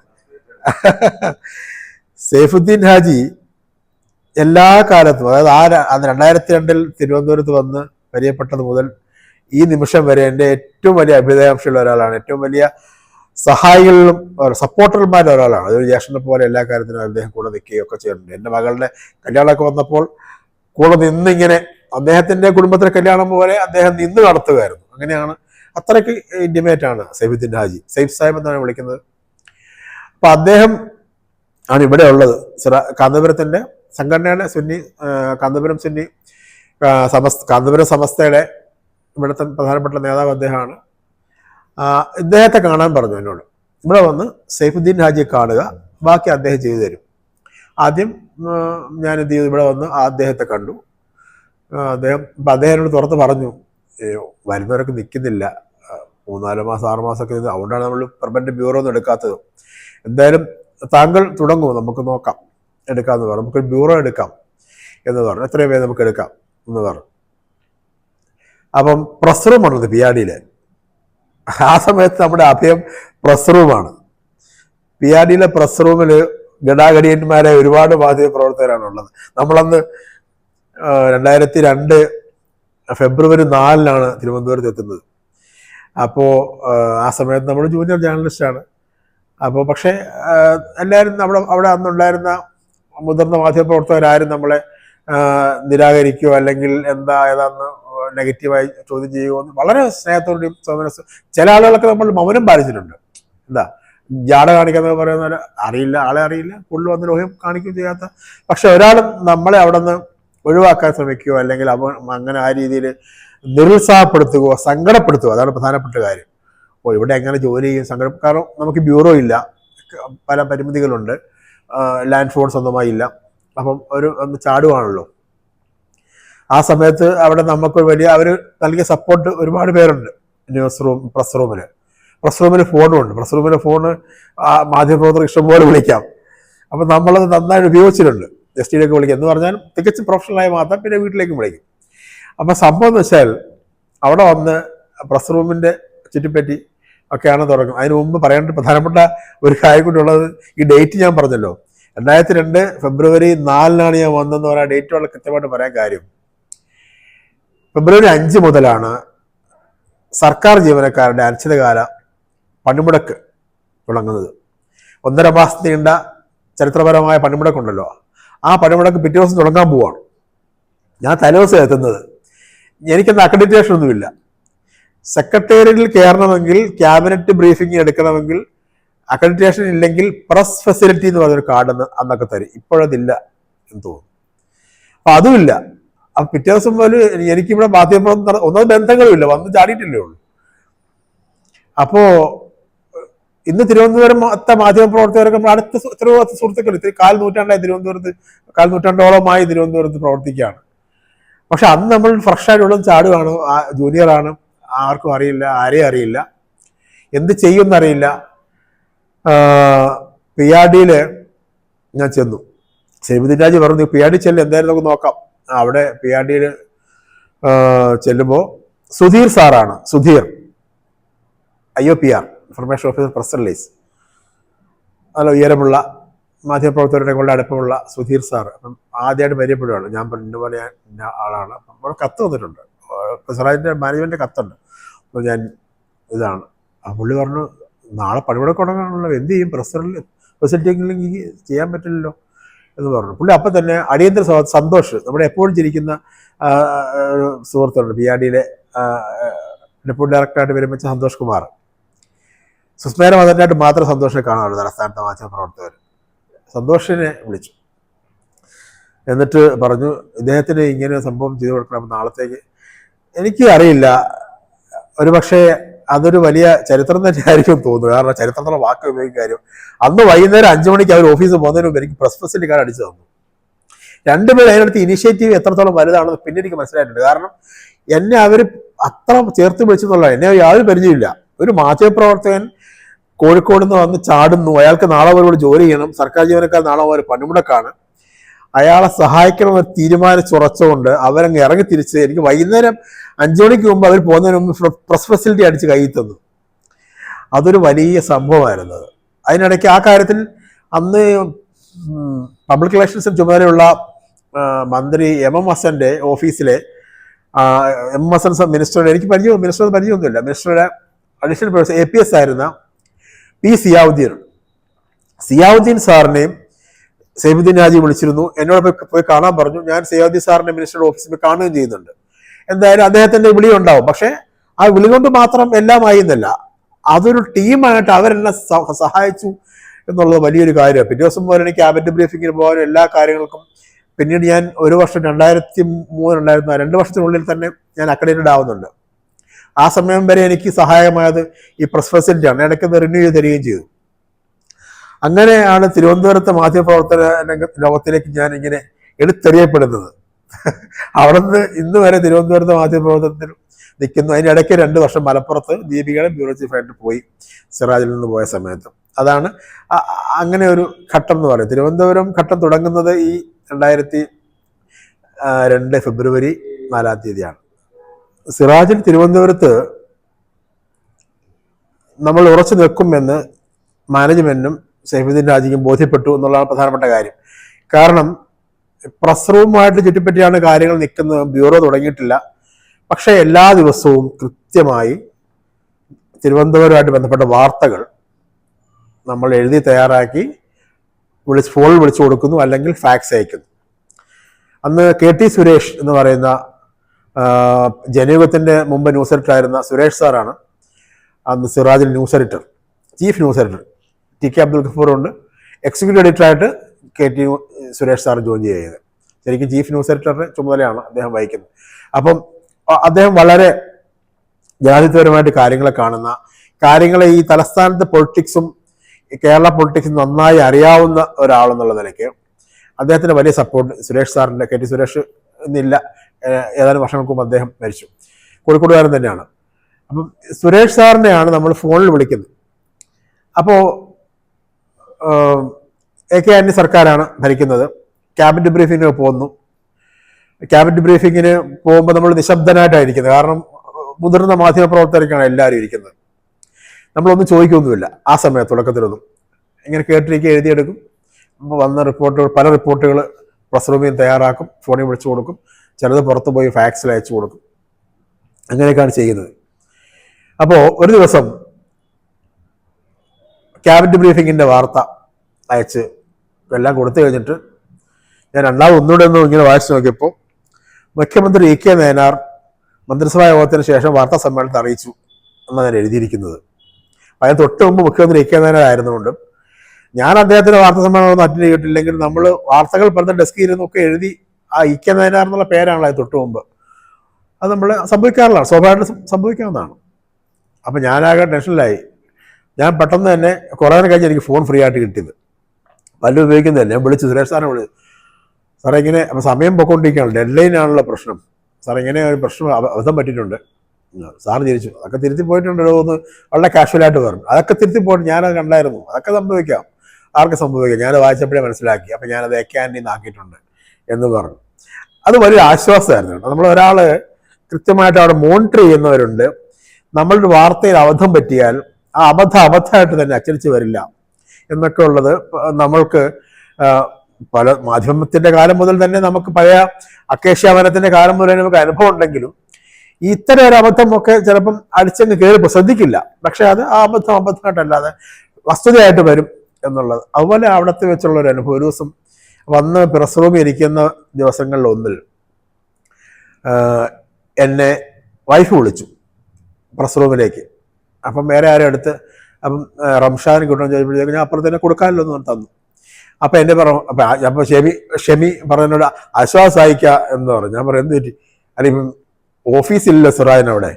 അപ്പം പെട്ടെന്ന് രാഹസിനെ വിളിച്ചാൽ കിട്ടും എന്നുള്ള ഉറപ്പായി. പ്രസ് റൂമിലാണ് നമ്മൾ പ്രസ് റൂം നമ്പറാണ് കൊടുത്തിരിക്കുന്നത്. പ്രസ് റൂമിൽ വിളിച്ചാൽ ഈ പേര് പറഞ്ഞാൽ ഒരാൾക്ക് അറിയാം. അപ്പം അടുത്തുണ്ടെങ്കിൽ കിട്ടും, അല്ലെങ്കിൽ നമ്മൾ ഇൻഫർമേഷൻ കിട്ടും, നമ്മളെ കിട്ടും എന്നുള്ളൊരു സന്തോഷം. അത് പുള്ളിക്കാരിക്ക് ആ ധൈര്യം വന്നു എന്നോട് തുറന്നു പറഞ്ഞു. പിന്നീട് പറഞ്ഞിട്ടുണ്ട്, പ്രസ് റൂമിൽ ഇരിക്കുമ്പോൾ ആരും വിളിച്ചാൽ നമ്മൾ വിളിച്ചാൽ കിട്ടുമല്ലോ, വീട്ടിലുള്ള ലാൻഡ് ഫോണുണ്ട്. അപ്പോൾ സംഭവം എന്ന് വെച്ചാൽ അങ്ങനെ ആ ഒരുപാട് രസകരമായ അനുഭവങ്ങൾ, ആശ്വാസകര അനുഭവങ്ങളൊക്കെ ഉണ്ട് ആ കാലത്ത്. മന്ത്രിസഭാ യോഗങ്ങളുടെ പത്രസമ്മേളനങ്ങളാണ് പ്രധാനമായിട്ടും. അല്ലാത്ത പത്രസമ്മേളനങ്ങൾ ഒക്കെ ഉണ്ട്. ഒരുപാട് അനുഭവങ്ങൾ പറയാനുണ്ട്. ഈ സമയപരിമിതിക്കപ്പുറത്തുള്ള അനുഭവങ്ങളുണ്ട് പക്ഷേ അത് രസകരവും, ഒരേ സമയം രസകരവും, അതേസമയം എന്നിലെ മാധ്യമപ്രവർത്തകനെ, തലസ്ഥാനത്തെ മാധ്യമപ്രവർത്തകനെ, രാഷ്ട്രീയ മാധ്യമപ്രവർത്തകനെ രൂപപ്പെടുത്തിയ അനുഭവങ്ങളുണ്ട്. അത് വളരെ പ്രധാനപ്പെട്ട അതിലൊരു ഒരു ഒരു ഒരു നാഴികക്കല്ല അനുഭവം. നിയമസഭാ സമ്മേളനം നടക്കുന്നു, ബജറ്റ് സമ്മേളനമാണ്. K ശങ്കരനാരായണനാണ് ധനകാര്യമന്ത്രി. അപ്പോൾ സിറാജിൽ ഞാൻ മാത്രമേ ഉള്ളൂ. ബ്യൂറോ തുടങ്ങി 6 മാസത്തിനുള്ളിൽ, 6 മാസമൊന്നുമില്ല, ഏതാനും മാസങ്ങൾക്കുള്ളിൽ തന്നെ അദ്ദേഹം സെക്രട്ടേറിയറ്റിന്റെ ഇന്നത്തെ സമര ഗേറ്റ്, അതായത് ഇപ്പുറത്തെ നോർത്ത് ഗേറ്റിന്റെ, സമര ഗേറ്റ് എന്നറിയപ്പെടുന്ന നോർത്ത് ഗേറ്റിന്റെ ഓപ്പോസിറ്റ് അന്ന് മുകളിൽ അപ്സ്റ്റെയറിൽ, ഇപ്പം അവിടെ വേറൊരു സ്ഥാപനമാണ്, ഒരു ബിസിനസ് സെന്റർ ഉണ്ട്. ഓരോരോ സിംഗിൾ ക്യാബിൻസ് ഉണ്ടാക്കിയിട്ട് വാടകയ്ക്ക് കൊടുക്കുകയാണ്. അതിലൊരു ക്യാബിൻ സിറാജിന്റെ ബ്യൂറോ ആയിട്ട് എടുത്തു. ലാൻഡ് ഫോണും കിട്ടി, പെട്ടെന്ന് കിട്ടി. അന്ന് ലാൻഡ് ഫോൺ പെട്ടെന്ന് കിട്ടാൻ വേണ്ടി BSNLിലെ ചില സുഹൃത്തുക്കളൊക്കെ സൈഫുദ്ദീൻ രാജ് മുഖേന സഹായിക്കുകയൊക്കെ ചെയ്തിട്ടുണ്ട്. പ്രത്യേകിച്ച് കായംകുളം യൂനിസ് എന്ന് പറയുന്ന തലസ്ഥാന മാധ്യമപ്രവർത്തകരൊക്കെ സുഹൃത്തും അഭ്യുദയകാംക്ഷിയൊക്കെ ആയ, അന്ന് BSNL എഞ്ചിനീയർ ആയിരുന്ന അദ്ദേഹം ഉൾപ്പെടെയുള്ള ആളുകളുടെ സപ്പോർട്ടോട് പെട്ടെന്ന് ഫോൺ കിട്ടി, ലാൻഡ് ഫോൺ കിട്ടി. നമുക്ക് ഉപകാരമായി. ആ ലാൻഡ് ഫോണിലേക്ക് ഒരുപാട് ആളുകൾ നമ്മളെ പല സന്ദർഭങ്ങളിലും, നേതാക്കന്മാരടക്കം പിന്നീട് വിളിച്ച അനുഭവങ്ങളൊക്കെ നമ്മുടെ ഒരു തലസ്ഥാനത്തെ മാധ്യമപ്രവർത്തനത്തിൻ്റെ അനുഭവങ്ങളാണ്. പിന്നീട് കുറേ വർഷം കഴിഞ്ഞിട്ടാണ് മൊബൈൽ നമ്മുടെ കയ്യിൽ വരുന്നത്. പിന്നെ 2-3 വർഷം കഴിഞ്ഞിട്ടാണ്. അപ്പോൾ ബിസിനസ് അവിടെ ബ്യൂറോ തുടങ്ങി. ആ സമയത്താണ് അസംബ്ലി ബജറ്റ് സമ്മേളനത്തിന്. അപ്പോൾ രാവിലെ പോയി. അസംബ്ലി എനിക്ക് വലിയ പരിചയമില്ല. അസംബ്ലി റിപ്പോർട്ടിങ് ആദ്യമായിട്ട് ചെയ്യാം. അസംബ്ലി പാസ് കിട്ടി, നമ്മൾ അപ്ലൈ ചെയ്യാൻ പറഞ്ഞു, കിട്ടി. അപ്പം തലസ്ഥാനത്തെ മാധ്യമപ്രവർത്തകർ പലരുമായി ഒരു പരിചയമായി. അപ്പം അവരൊക്കെ വളരെ സീരിയസ് ആയിട്ട് ചേർത്ത് പിടിക്കുന്നു എന്നുള്ള ഒരു അനുഭവം ഉണ്ടായി. അത് എടുത്തു പറയേണ്ട കാര്യം, കെ കുഞ്ഞിക്കണ്ണൻ ജന്മഭൂമിയിലെ, എസ് അനിൽ ജന്മഭൂമിയിലെ, അതുപോലെ സരിതാ വർമ്മ ഫിനാൻഷ്യൽ എക്സ്പ്രസ്സിലെ, സാനു ജോർജ് IANSലെ, അങ്ങനെയുള്ള ഒരുപാട് തലസ്ഥാനത്തെ മുതിർന്ന മാധ്യമ പ്രവർത്തകരൊക്കെ നമ്മളോട് വളരെ സ്നേഹത്തോടു കൂടിയും വളരെ അടുപ്പത്തോടു. ദേവൻ, ഒരിക്കലും മറക്കാനാവാത്തൊരു പേരാണ് N. ദേവൻ അന്ന് ആകാശവാണിയിലാണ്, അതിനുമുമ്പ് ന്യൂസ് എഡിറ്റർ, ദൂരദർശൻ ന്യൂസ് എഡിറ്ററായിരുന്നു. പിന്നെ PIBയുടെ ഡെപ്യൂട്ടി ഡയറക്ടറായിട്ട് വിരമിച്ചു. ദേവനൊക്കെ എത്രത്തോളം നമ്മളെ സപ്പോർട്ട് ചെയ്തിട്ടുണ്ട്, സഹായിച്ചിട്ടുണ്ട്, ചേർത്ത് പിടിച്ചിട്ടുണ്ട്. അങ്ങനെ ആ ടീമിലാണ് പെട്ടത്. അപ്പൊ അനിലിന്റെ സ്കൂട്ടറിലാണ് മിക്കവാറും എവിടെയെങ്കിലുമൊക്കെ അസംബ്ലിയിലൊക്കെ പോകുന്നതൊക്കെ ചെയ്യുന്നത്. അങ്ങനെയൊക്കെ ആ കാലത്ത് നിൽക്കുമ്പോൾ അരുൺ ലക്ഷ്മൺ എന്ന് പറയുന്ന ദി പയനിയറിന്റെ റിപ്പോർട്ടർ തിരുവനന്തപുരത്ത് വരുന്നു. അദ്ദേഹം ഡൽഹിയിൽ നിന്നാണ് വരുന്നത്. അപ്പൊ അരുണും ഞാൻ ഏതാണ്ട് ഒരേ ദിവസങ്ങളിൽ തന്നെയാണ് തിരുവനന്തപുരത്ത് എത്തുന്നത്. രണ്ടുപേരും സിംഗിൾ മാൻ ബ്യൂറോകളാണ്. അങ്ങനെ ഞങ്ങൾ വളരെ അടുപ്പമാവുന്നു. അരുൺ അപ്പോൾ ഇരിക്കുന്നതൊക്കെ സിറാജിന്റെ ബ്യൂറോയിലാണ്. അരുൺ ഞാൻ വളരെ ക്ലോസ് ആയി. അരുൺ ലക്ഷ്മണനെ എന്നെയും ഒന്നിച്ചേ എവിടെയും കാണുള്ളൂ. പത്രസമ്മേളനങ്ങളിലൊക്കെ എവിടെ പോയാലും ഒന്നിച്ചാണ്. അപ്പൊ തിരുവല്ലം ഭാസിയെ പോലുള്ള തലസ്ഥാനത്തെ മുതിർന്ന മാധ്യമപ്രവർത്തകരൊക്കെ കളിയാക്കും, രണ്ടുപേരും ഒന്നിച്ചല്ല, രണ്ടുപേരും ഒരാളെ കണ്ടാൽ ഇങ്ങനെ, ഒരാളെ എവിടെ ഇങ്ങനെ ചോദിക്കും. അത്രയ്ക്ക് അടുപ്പമാണ് ഞാനും അരുണും കൂടി ആ സമയത്തൊക്കെ ഉള്ളത്. അപ്പൊ അങ്ങനെ തലസ്ഥാനത്തെ മാധ്യമപ്രവർത്തനത്തിൽ അങ്ങ് ഇഴുകിച്ചേർന്നു.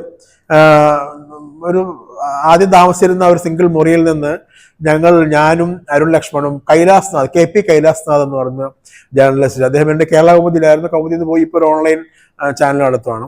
കൈലാസ് എന്ന് കോഴിക്കോട് നടക്കുന്ന ന്യൂസ് കേരള എന്ന് പറയുന്ന സായന പത്രത്തിന്റെ തിരുവനന്തപുരത്തെ ലേഖനാണ്. അപ്പം യൂണിവേഴ്സിറ്റിയിൽ അസിസ്റ്റന്റായ ശ്രീകുമാർ ശർമ്മ കൈലാസിന്റെ ഫ്രണ്ടായിട്ടുണ്ട്. ശർമ്മ ഒരു വീടെടുത്തു കവടിയാറിൽ ഗോൾഫ് ലിങ്ക്സ് ലൈനിൽ. ആ വീട് വലിയ വാടകയുള്ള ഒരു വലിയ വീടാണ്. അപ്പൊ അദ്ദേഹത്തിന് മാത്രമായിട്ട് അക്കോമഡേറ്റ് ചെയ്യാൻ പറ്റില്ല, 2-3 പേരായാലും കൂടെ കിട്ടിയാൽ നല്ലതാണെന്ന് കൈലാസിന് പറഞ്ഞു. കൈലാസും ഞാനും അരുൺ ലക്ഷ്മണും കൂടി പുള്ളിയുടെ കൂടേക്ക് അങ്ങോട്ട് താമസം മാറുന്നു. അപ്പോൾ വാടക ഷെയർ ചെയ്യാൻ കമ്പനി വാടക വരുന്നുണ്ട്. സിറാജ് ബ്യൂറോ തുടങ്ങി സജീവമായി അങ്ങനെ പോകുന്നു. അപ്പം നമ്മൾ ആ രീതിയിലൊക്കെ അവർ ചെയ്യുന്ന കാര്യങ്ങളൊക്കെ ചെയ്യുന്നുണ്ട്. ആ സമയത്ത് അസംബ്ലി പോയിട്ട് എനിക്കിപ്പം അസംബ്ലി റിപ്പോർട്ടിങ്ങിനെ കുറിച്ച് വലിയ ധാരണയില്ല. അപ്പൊ ക്വസ്റ്റ്യൻ അവർ ചോദ്യോത്തര വേള കഴിഞ്ഞു. അപ്പൊ അടുത്തത് ധനകാര്യമന്ത്രിയുടെ കഴിഞ്ഞ ദിവസം ബജറ്റ് ഉണ്ടായിരുന്നു, അതൊക്കെ റിപ്പോർട്ട് ചെയ്തു. ബജറ്റിന്റെ ചർച്ചയാണ് 3 ദിവസം, തിങ്കൾ, ചൊവ്വ, ബുധൻ ബജറ്റ് ചർച്ചയാണ്. ആ ചർച്ചയിൽ ഒരുപാട് കാര്യങ്ങൾ ഉയർന്നു വരും. ചർച്ചയുടെ 3-ാം ദിവസം, സമാപന ദിവസം, ചർച്ചയ്ക്ക് മറുപടി പറയും ധനകാര്യമന്ത്രി. ആ മറുപടിയിൽ ബജറ്റിൽ പുതിയ കൂട്ടിച്ചേർക്കൽ ഉണ്ടായേക്കാം, പ്രഖ്യാപനങ്ങൾ ഉണ്ടായേക്കാം. അങ്ങനെ അതിപ്രധാനമാണ്. 3-ാം ദിവസം മന്ത്രിയുടെ മറുപടി ദിവസമാണ്. എനിക്കിതിനെക്കുറിച്ച് ഒരു ധാരണയില്ല. അസംബ്ലി ആദ്യമായിട്ട് റിപ്പോർട്ട് ചെയ്യുന്നത് മന്ത്രിയുടെ, അപ്പം ധനകാര്യമന്ത്രിയുടെ മറുപടി ദിവസമാണ്. അപ്പം ഇത് പ്രധാനമാണ്, അവിടെ ഇരിക്കണം എന്നുള്ള ധാരണ കുറവുണ്ട്. അപ്പം ഞാൻ എന്തെന്ന് വെച്ചാൽ ചർച്ച നടന്നുകൊണ്ടിരിക്കുന്നതിനിടയ്ക്ക് ഞാൻ ഇറങ്ങി പ്രസ് ക്ലബിലേക്ക് പോയി. അവിടെ എന്തെങ്കിലും പത്രസമ്മേളനം ഉണ്ടോ നോക്കാൻ വേണ്ടി. ഇവിടെ വലിയ സംഭവം നടക്കുക. അപ്പം ഞാൻ അങ്ങനെ പോകുമ്പം സ്റ്റാച്യൂവിൽ വെച്ച് സണ്ണി ജോസഫിനെ കണ്ടു. ദേശാഭിമാനിയുടെ സീനിയർ ജേർണലിസ്റ്റ് സണ്ണി ജോസഫ്. അദ്ദേഹം പിന്നെ കൈരളിയിലായി, കാസർഗോഡ് പോയി. അപ്പൊ സണ്ണി ചേട്ടൻ എന്നോട് ചോദിച്ചു, എവിടെ പോകുന്നു എന്ന് ചോദിച്ചു. ഞാൻ പറഞ്ഞ പ്രസ് ക്ലബിലേക്ക് പോവാണ്, അവിടെ എന്തോ ഉണ്ടെന്ന് പറഞ്ഞു. പുള്ളി എന്നെ വളരെ ആജ്ഞാസ്വരത്തിൽ ഒരു മുതിർന്ന മാധ്യമപ്രവർത്തകന് ചേർന്ന മട്ടിൽ പുള്ളി പറഞ്ഞു, അസംബ്ലിയിലേക്ക് പോകണമെന്ന് പറഞ്ഞു. ഓടാന്ന് പറയുന്ന മട്ടിൽ പറഞ്ഞു. ഞാൻ ചെന്ന് അസംബ്ലി ധനമന്ത്രിയുടെ ചർച്ചയുടെ മറുപടി നടക്കാൻ പോവാണ്. നീ ആരും പ്രസ് ക്ലബിൽ പോകണോ? സിറാജിന് വേറെ ആരും ഇല്ലല്ലോ. ഇല്ല, അസംബ്ലി പോകണം. എന്തൊരു അനുഭവമായിരുന്നു എന്നറിയാമോ? അത് എപ്പോഴും ഞാൻ ഓർക്കും. അത്ര അവകാശം, എന്താണ് പറയാ, ഒരു അധികാരത്തോടുകൂടിയാണ് അദ്ദേഹം എന്ന് പറഞ്ഞു. അസംബ്ലി പോവാം. അസംബ്ലി അവിടെ മറുപടി പറയാൻ പോകും ധനകാര്യമന്ത്രി. ഭയങ്കര സംഭവമല്ലേ, വാർത്ത ഉണ്ടാവും. അതിന്റെ വാർത്ത, അതിൻ്റെ അകത്തല്ലേ വാർത്ത. പ്രസ് ക്ലബിന് എന്തോ തേങ്ങാക്കലാന്നുള്ള മട്ടിലെ പുള്ളി തിരിച്ച് അസംബ്ലിയിൽ പോയി. എന്നോട് അന്ന് സണ്ണിച്ചേട്ടൻ പറഞ്ഞു, അസംബ്ലിയിൽ വന്നാൽ ആദ്യം കാര്യപരിപാടി എടുത്ത് നോക്കണം. ഇന്നത്തെ പ്രോഗ്രാം എന്തൊക്കെയാണ്, കാര്യപരിപാടി നോക്കണം. അവിടെ ഇരിക്കുന്ന ആളുകളോട് പരിചയപ്പെടണം, ചോദിക്കണം അസംബ്ലി എന്തൊക്കെയാണ് എന്നാണ് ഒറ്റക്കൊരാളുള്ളപ്പം അസംബ്ലി കഴിയുന്ന സമയം ഇരിക്കണം, അസംബ്ലി ലൈബ്രറിയിൽ പോകണം, അസംബ്ലിയിലെ മീഡിയ റൂമിൽ പോകണം. അസംബ്ലി ഉള്ള സമയത്ത് അസംബ്ലി ആണ് നമ്മുടെ ലോകം. അവിടെ അങ്ങനെ സണ്ണിച്ചേട്ടൻ പറഞ്ഞത്. പിന്നീട് ദേവൻ എന്നെ ആ കാര്യം ഒരുപാട് സഹായിച്ചിട്ടുണ്ട്, അതിലും സഹായിച്ചിട്ടുണ്ട് അസംബ്ലി പിന്നീട് ഞാനങ്ങ് ശരിക്കും അങ്ങ് മേഞ്ഞു തന്നെ പറയാവുന്ന രീതിയിൽ നന്നായി അസംബ്ലി ചെയ്തു. 2 തവണ എനിക്ക് പിന്നീട് നിയമസഭാ അവാർഡും എനിക്ക് കിട്ടി. ഒന്ന് അസംബ്ലി റിപ്പോർട്ടിങ്ങായിട്ട് ബന്ധപ്പെട്ട ഒരു റിപ്പോർട്ട് തന്നെയാണ്. രണ്ടാമതും കിട്ടിയത് മികച്ച അന്വേഷണ മാധ്യമപ്രവർത്തനം. 2 തവണ നിയമസഭാ മാധ്യമ പുരസ്കാരം പിന്നീട് കിട്ടി, വർഷങ്ങൾക്ക് ശേഷം, മലയാളം വാരിക വന്ന ശേഷം. അപ്പം അന്നത്തെ അതൊരു വലിയ അനുഭവമായിരുന്നു. മാധ്യമ പ്രവർത്തനത്തിലെ വലിയ നാഴികക്കല്ലാണ്. വാർത്ത എന്താണ്, എവിടെയാണ് എന്ന് ഒരു മുതിർന്ന മാധ്യമ പ്രവർത്തകൻ പ്രസ് ക്ലബിലേക്ക് പോകുന്ന പറയുമ്പോഴത്തേക്ക് പുള്ളിക്കാരൻ ഇവൻ പോട്ടെ എന്ന് വിചാരിച്ചു കഴിഞ്ഞാൽ ഞാൻ പ്രസ് ക്ലബിൽ പോയിരിക്കും, അവിടെ എന്തെങ്കിലും ചപ്പി കടാച്ചിയൊക്കെ ഉണ്ടാവും, എന്നിട്ട് ഞാൻ പോകും, ഇവിടെ വാർത്ത നടക്കും, പിറ്റേ ദിവസം എന്റെ പത്രത്തിൽ ആ വാർത്ത ഉണ്ടാവില്ല, അല്ലെങ്കിൽ പിന്നെ അവർ വിളിക്കുമ്പോഴായിരിക്കും ഉണ്ടാവുക. പക്ഷെ എന്നോട് ആത്മശക്തിയോട് കൂടി അസംബ്ലിയിലാണ് വാർത്ത, അങ്ങോട്ട് പോകൂ എന്ന് വഴി കാണിച്ചു തന്ന ഒരു മാധ്യമ പ്രവർത്തകൻ എന്ന് പറയുന്നത് എൻ്റെ ജീവിതത്തിലെ പല വഴികാട്ടികളിലൊന്നാണ്. സണ്ണിച്ചേട്ടനോട് ഞാൻ പിന്നീട് അതിനെക്കുറിച്ച് ഒരിക്കലും കാഷ്വലായിട്ട് പറഞ്ഞിട്ടുണ്ടെങ്കിലും അത്ര ഈ പറഞ്ഞ രീതിയിൽ വികാരപരമായിട്ട് പറഞ്ഞിട്ടില്ല. ഇപ്പം പറയുമ്പോഴത് പറയേണ്ട പ്രധാനപ്പെട്ട കാര്യമാണല്ലോ എന്നുള്ളതുകൊണ്ടാണ് പറഞ്ഞത്. അങ്ങനെ ഒരുപാട് അനുഭവങ്ങളിലൂടെയാണ് തലസ്ഥാനത്തെ മാധ്യമപ്രവർത്തനത്തിൽ ഇങ്ങനെ ഡെവലപ്പ് ചെയ്ത് വരുന്നത്. 2012 മെയ് 2-നാണ് ഞാൻ മലയാളം വാരിക, സമകാലിക മലയാളം വാരികയിൽ സ്റ്റാഫ് ലേഖകനായിട്ട് ജോയിൻ ചെയ്തത്. മെയ് 2 എന്ന് പറഞ്ഞാൽ മെയ് 1 സാർവദേശീയ തൊഴിലാളി ദിനമായതുകൊണ്ട്, അവധി ദിനമായതുകൊണ്ട് മെയ് 2-നാണ് ജോയിൻ ചെയ്തത്. അതിനു മുമ്പ് പ്രവർത്തിച്ച നിരവധി മാധ്യമ സ്ഥാപനങ്ങളുടെ അനുഭവങ്ങളുടെ എല്ലാം അനുഭവ സമ്പത്ത് എന്നെ മലയാളം വാരികയിൽ ചേരുന്നതിലും പിന്നീട് മലയാളം വാരികയ്ക്ക് ഒത്ത വിധം റിപ്പോർട്ടുകൾ തയ്യാറാക്കുന്നതിലും ഒരുപാട് അഭിനന്ദനങ്ങൾ നേടുന്നതിലും ഒരുപാട് അംഗീകാരങ്ങൾ നേടുന്നതിലും ഒക്കെ സഹായിച്ചിട്ടുണ്ട്. കാരണം മലയാളം വാരികയിലേക്ക് പെട്ടെന്നൊരു ദിവസം എടുത്ത് ഇടപെടുകയായിരുന്നില്ല.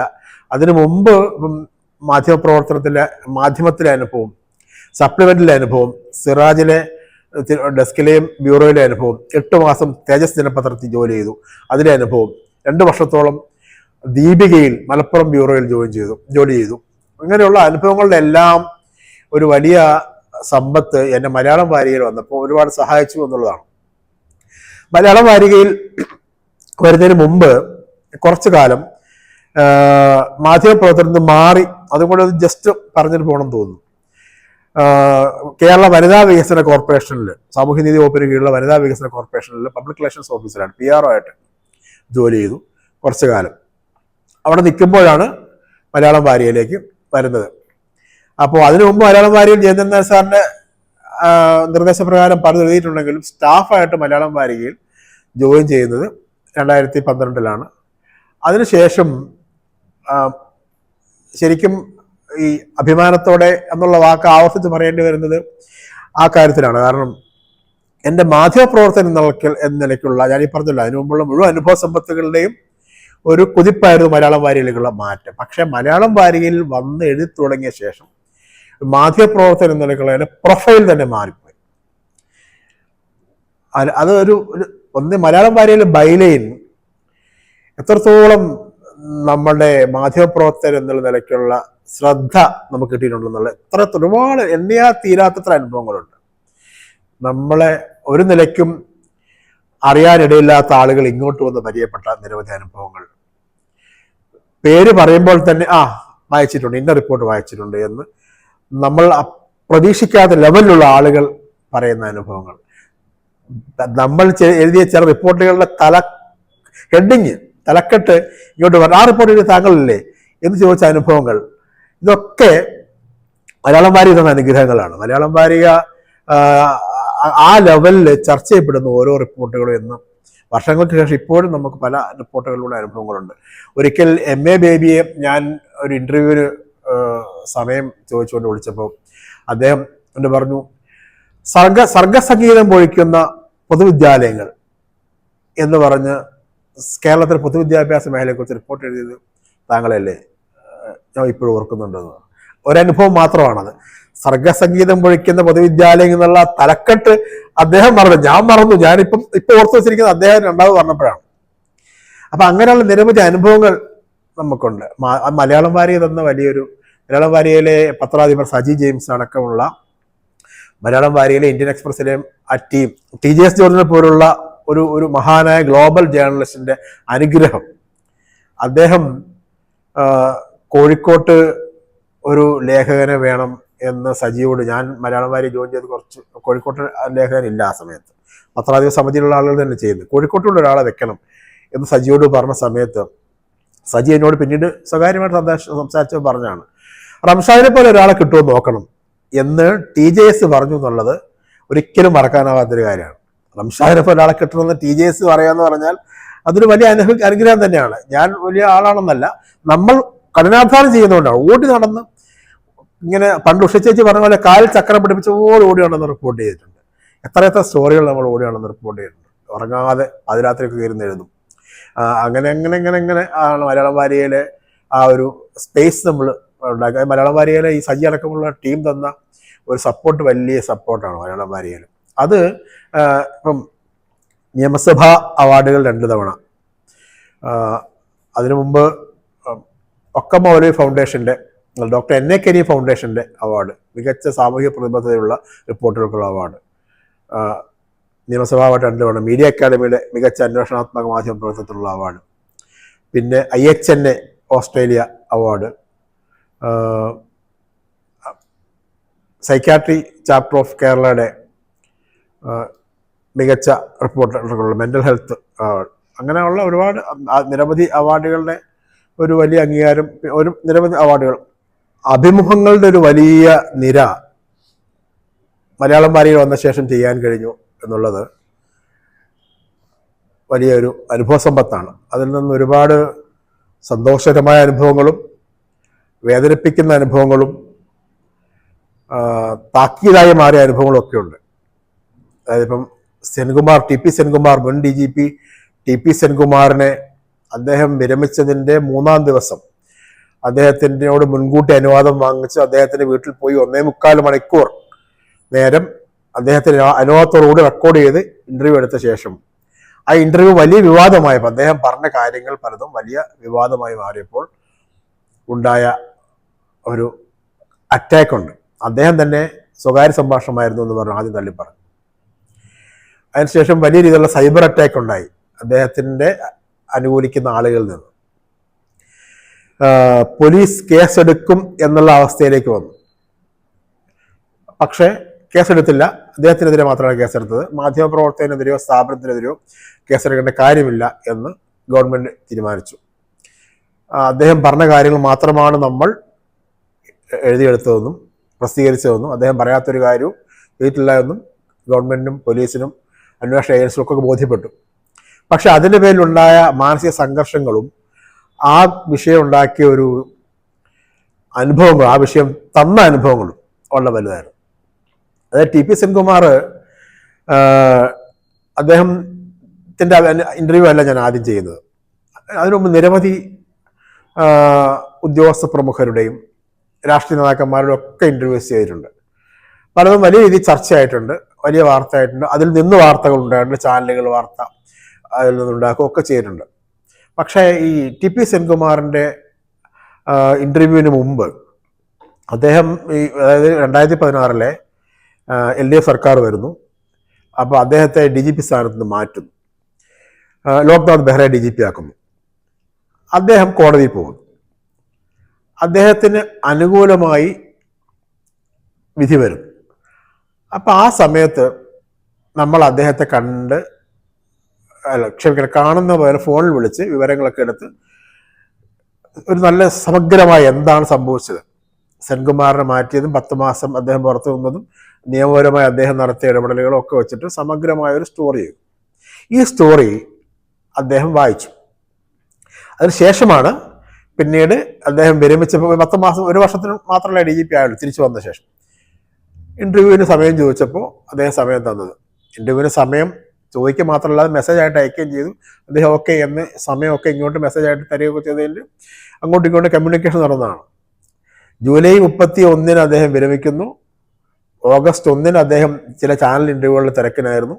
ഓഗസ്റ്റ് 2 അതായത് വിരമിച്ചതിൻ്റെ 3-ാം ദിവസമാണ് സംസ്ഥാന പോലീസ് മേധാവിയായിരുന്ന അദ്ദേഹത്തെ ഇൻ്റർവ്യൂ ചെയ്യുന്നത്. 1.25 മണിക്കൂർ മാധ്യമപ്രവർത്തനം എന്ന നിലയ്ക്ക് എനിക്ക് അദ്ദേഹവുമായി ഇന്റർവ്യൂ അല്ലാതെ വേറെ ഒന്നും പറയാനില്ല. ഞങ്ങൾ തമ്മിൽ സ്വകാര്യ സംഭാഷണം നടത്തേണ്ട ഒരു കാര്യമില്ല 1.25 മണിക്കൂർ. പക്ഷെ വലിയ വിവാദം, വലിയ കേരളത്തിൽ സമീപകാലത്തുണ്ടായ ഏറ്റവും വലിയ ചർച്ച വിവാദവുമായി മാറിയപ്പോൾ അതിനുശേഷം അദ്ദേഹം എഴുതിയ പുസ്തകത്തിലും സർവീസ് സ്റ്റോറിയിലും അതിനെക്കുറിച്ചും ആ ഇന്റർവ്യൂവിനെ കുറിച്ചും ഞാൻ തയ്യാറാക്കിയ രീതിയെക്കുറിച്ചും വളരെ നെഗറ്റീവായി എഴുതി. അത് ഞാൻ മനസ്സിലാക്കി. ഞാനത് വായിച്ചില്ല. ഞാനത് എന്നോട് വായിക്കാൻ പറ്റും പറഞ്ഞു. ഞാൻ പറഞ്ഞു വായിക്കുന്നില്ല എന്ന് പറഞ്ഞു. ചില കാര്യങ്ങൾ വായിക്കാതിരിക്കുന്നതാണ് മനസ്സമാധാനത്തിന് നല്ലത് എന്ന് ഞാൻ പറഞ്ഞു. എൻ്റെ ഫേസ്ബുക്ക് പോസ്റ്റുകൾക്ക് താഴെ വരുന്ന തെരുവിളികൾ ഞാൻ വായിക്കാറില്ല എന്ന് പറഞ്ഞ പോലെ തന്നെ ഞാൻ ഇങ്ങനെയുള്ള നെഗറ്റീവായ ഞാൻ ചെയ്യുന്നതാണെന്ന് അദ്ദേഹത്തിന് അറിയാം, ദൈവത്തിനറിയാം, കേരള ഗവൺമെന്റിന് ബോധ്യപ്പെട്ടിട്ടുണ്ട്, സമൂഹത്തിനറിയാം. എന്നെ അറിയാവുന്ന ആളുകൾക്കറിയാം. എന്നെ അറിയാത്ത ആളുകൾ എന്ത് ചിന്തിക്കുന്നു എന്ന് ഞാൻ വിചാരിക്കുന്നില്ല എന്നാണ് ഞാൻ പറഞ്ഞത്. ആ പുസ്തകം വായിച്ചിട്ടില്ല. പക്ഷെ അദ്ദേഹം കൃത്യമായി ഞാൻ അദ്ദേഹത്തിന് മുൻകൂർ അനുവാദം വാങ്ങി അദ്ദേഹം പറഞ്ഞ കാര്യങ്ങൾ മാത്രം എഴുതിയ ഇന്റർവ്യൂ ആണത്. അതിന്റെ ഒരു പ്രധാനപ്പെട്ട പോയിന്റ്, ആ ഇന്റർവ്യൂവിൽ വന്ന അദ്ദേഹം സ്വകാര്യ സംഭാഷണമാണ് എന്ന് പറഞ്ഞ കാര്യങ്ങളാണ് അന്നും ഇന്നു വരെ പുള്ളി പറഞ്ഞു നടക്കുന്നത്. അദ്ദേഹം പിന്നെ പറഞ്ഞു നടക്കുന്നത് മുഴുവൻ അതിൽ പറഞ്ഞ കാര്യങ്ങൾ തന്നെ. അതിലൊന്നും നിശ്ചയിച്ചിട്ടില്ല. അദ്ദേഹം ആ പറഞ്ഞ കണ്ടന്റ് അദ്ദേഹം നിശ്ചയിച്ചിട്ടില്ല. അവിടെ തന്നെ അദ്ദേഹം നിൽക്കുന്നു. അപ്പൊ അതാണ് ഒരു ഇന്റർവ്യൂവിലെ ഒരു വലിയ മനസ്സമാധാനം കെടുത്തിയ ഒരു ഇന്റർവ്യൂ ആണ്. കാരണം നിരന്തരം അദ്ദേഹം സംസ്ഥാന പോലീസ് മേധാവിയായിട്ട് വിരമിച്ച ഉടനെയാണ് അദ്ദേഹം സംസ്ഥാന പോലീസിൽ ഒരുപാട് ആരാധകരുള്ള ആളാണ്. പോലീസിൽ പലർക്കും ഇപ്പം എന്നെ കൊടുക്കണമെന്ന് ആഗ്രഹം ഉണ്ടായിരുന്നു. കേരളം ഭരിക്കുന്ന ഇടതുപക്ഷ ജനാധിപത്യ മുന്നണി അല്ലെങ്കിൽ, കേരളത്തിലെ മുഖ്യമന്ത്രി പിണറായി വിജയൻ അല്ലെങ്കിൽ, അന്ന് കേരളത്തിലെ CPM സംസ്ഥാന സെക്രട്ടറി കോടിയേരി ബാലകൃഷ്ണന്റെ ഇച്ഛാശക്തി ഇല്ലെങ്കിൽ ഞാനും സജി ജെയിംസും പ്രതികളാകുമായിരുന്നു, ഒരുപക്ഷെ അകത്തും പോകുമായിരുന്നു. അത്ര വലിയ നീക്കം പോലീസിൽ നിന്ന് ഞങ്ങളെ കൂടി കൊടുക്കാൻ നടന്നിട്ടുണ്ട്. ഞങ്ങൾ കോടതിയിൽ പോവുകയൊക്കെ ചെയ്തിരുന്നു. അതിനെതിരെ അറസ്റ്റ് ചെയ്തെന്നുള്ള വിധിയൊക്കെ വാങ്ങിയിരുന്നു. ആ സംഭവം കേരളത്തിലെ മാധ്യമത്തിന്റെ ഭാഗമായി മാറിയതാണ്. മലയാളം വാരി ഒരു ലക്കം അതിനൊക്കെ ആ വലിയ ചർച്ചയും പ്രതികരണങ്ങളും കേരളത്തിലെ വലിയ മുതിർന്ന മാധ്യമപ്രവർത്തകരുടെയും രാഷ്ട്രീയ നേതാക്കന്മാരുടെ ഒക്കെ മനുഷ്യാവകാശ പ്രവർത്തകരുടെ ഒക്കെ പ്രതികരണങ്ങൾ വെച്ചുകൊണ്ട് സമഗ്രമായി ഒരു ലക്കം തന്നെ ഇറക്കിയിരുന്നു. ഈ വിഷയത്തിൽ വലിയ വലിയ സപ്പോർട്ട് കേരളത്തിലെ മാധ്യമ സമൂഹവും കേരള പത്രപ്രവർത്തക യൂണിയനും കേരളത്തിലെ ജനാധിപത്യവാദികളും കേരള ഗവൺമെന്റ് ഉൾപ്പെടെ നമുക്ക് തന്നിരുന്നു എന്നുള്ളതാണ് അതിലൊരു പ്രധാനപ്പെട്ട കാര്യം. അതൊരു എൻ്റെ ഇന്റർവ്യൂകളിലെ ഒരു പ്രധാനപ്പെട്ട ഇന്റർവ്യൂ അതാണ്. പിന്നീടും അതിനു മുമ്പും ഈ അഭിമുഖങ്ങൾ, ഞാൻ അഭിമുഖങ്ങളെ കാണുന്നത്, ഞാനൊരു ചാനൽ ചർച്ച എന്നോട് ഞാൻ ഈ രാഷ്ട്രീയം തുറന്നു പറഞ്ഞപ്പോൾ ഓപ്പോസിറ്റ് ഇരുന്ന ഒരു നേതാവ് ചോദിച്ചു, കോൺഗ്രസ് നേതാവ് ചോദിച്ചു, താങ്കൾ നിഷ്പക്ഷ മാധ്യമ പ്രവർത്തകൻ എന്നാണ് അവതാരകൻ പരിചയപ്പെടുത്തിയത്, എന്നിട്ട് താങ്കൾ പറയുന്ന മുഴുവൻ ഓപ്പൺ പൊളിറ്റിക്സ് ആണല്ലോ എന്ന് പറഞ്ഞു. അപ്പം ഞാനന്ന് കൃത്യമായിട്ട് ഞാൻ പറഞ്ഞു, ഞാൻ നിഷ്പക്ഷ മാധ്യമ പ്രവർത്തനല്ല, എനിക്ക് പക്ഷമുണ്ട്. നിഷ്പക്ഷ മാധ്യമ പ്രവർത്തനം എന്ന് പറയുന്നത് ഇല്ല എന്നാണ് എൻ്റെ വിശ്വാസം. നിഷ്പക്ഷ മാധ്യമ പ്രവർത്തനം ഒരു കപട വർത്തമാനമാണ്. സ്വതന്ത്ര മാധ്യമ പ്രവർത്തനമുണ്ട്. മാധ്യമ പ്രവർത്തകൻ സ്വതന്ത്രനായിരിക്കണം. കാര്യങ്ങളെ സ്വതന്ത്രമായി നീതിബോധത്തോടു കൂടി കാണാൻ കഴിയണം മാധ്യമ പ്രവർത്തകന്. പക്ഷേ പക്ഷം എന്നത്, ഞാൻ ഫാസിസത്തിനും വർഗീയതയ്ക്കുമെതിരെ ജനാധിപത്യത്തിൻ്റെയും മതേതരത്വത്തിൻ്റെയും പക്ഷം നിൽക്കുന്ന ആളാണ്. ആ പക്ഷം നിലവിലെ കേരള സാഹചര്യത്തിൽ, ഇന്ത്യൻ സാഹചര്യത്തിൽ വിശ്വസിക്കാവുന്ന പക്ഷം ഇടതുപക്ഷമാണ് എന്ന് എനിക്ക് ബോധ്യമുള്ളത് കൊണ്ടാണ് ഞാൻ ഇടതുപക്ഷത്തിന് അനുകൂലമായി നിൽക്കുന്നത്.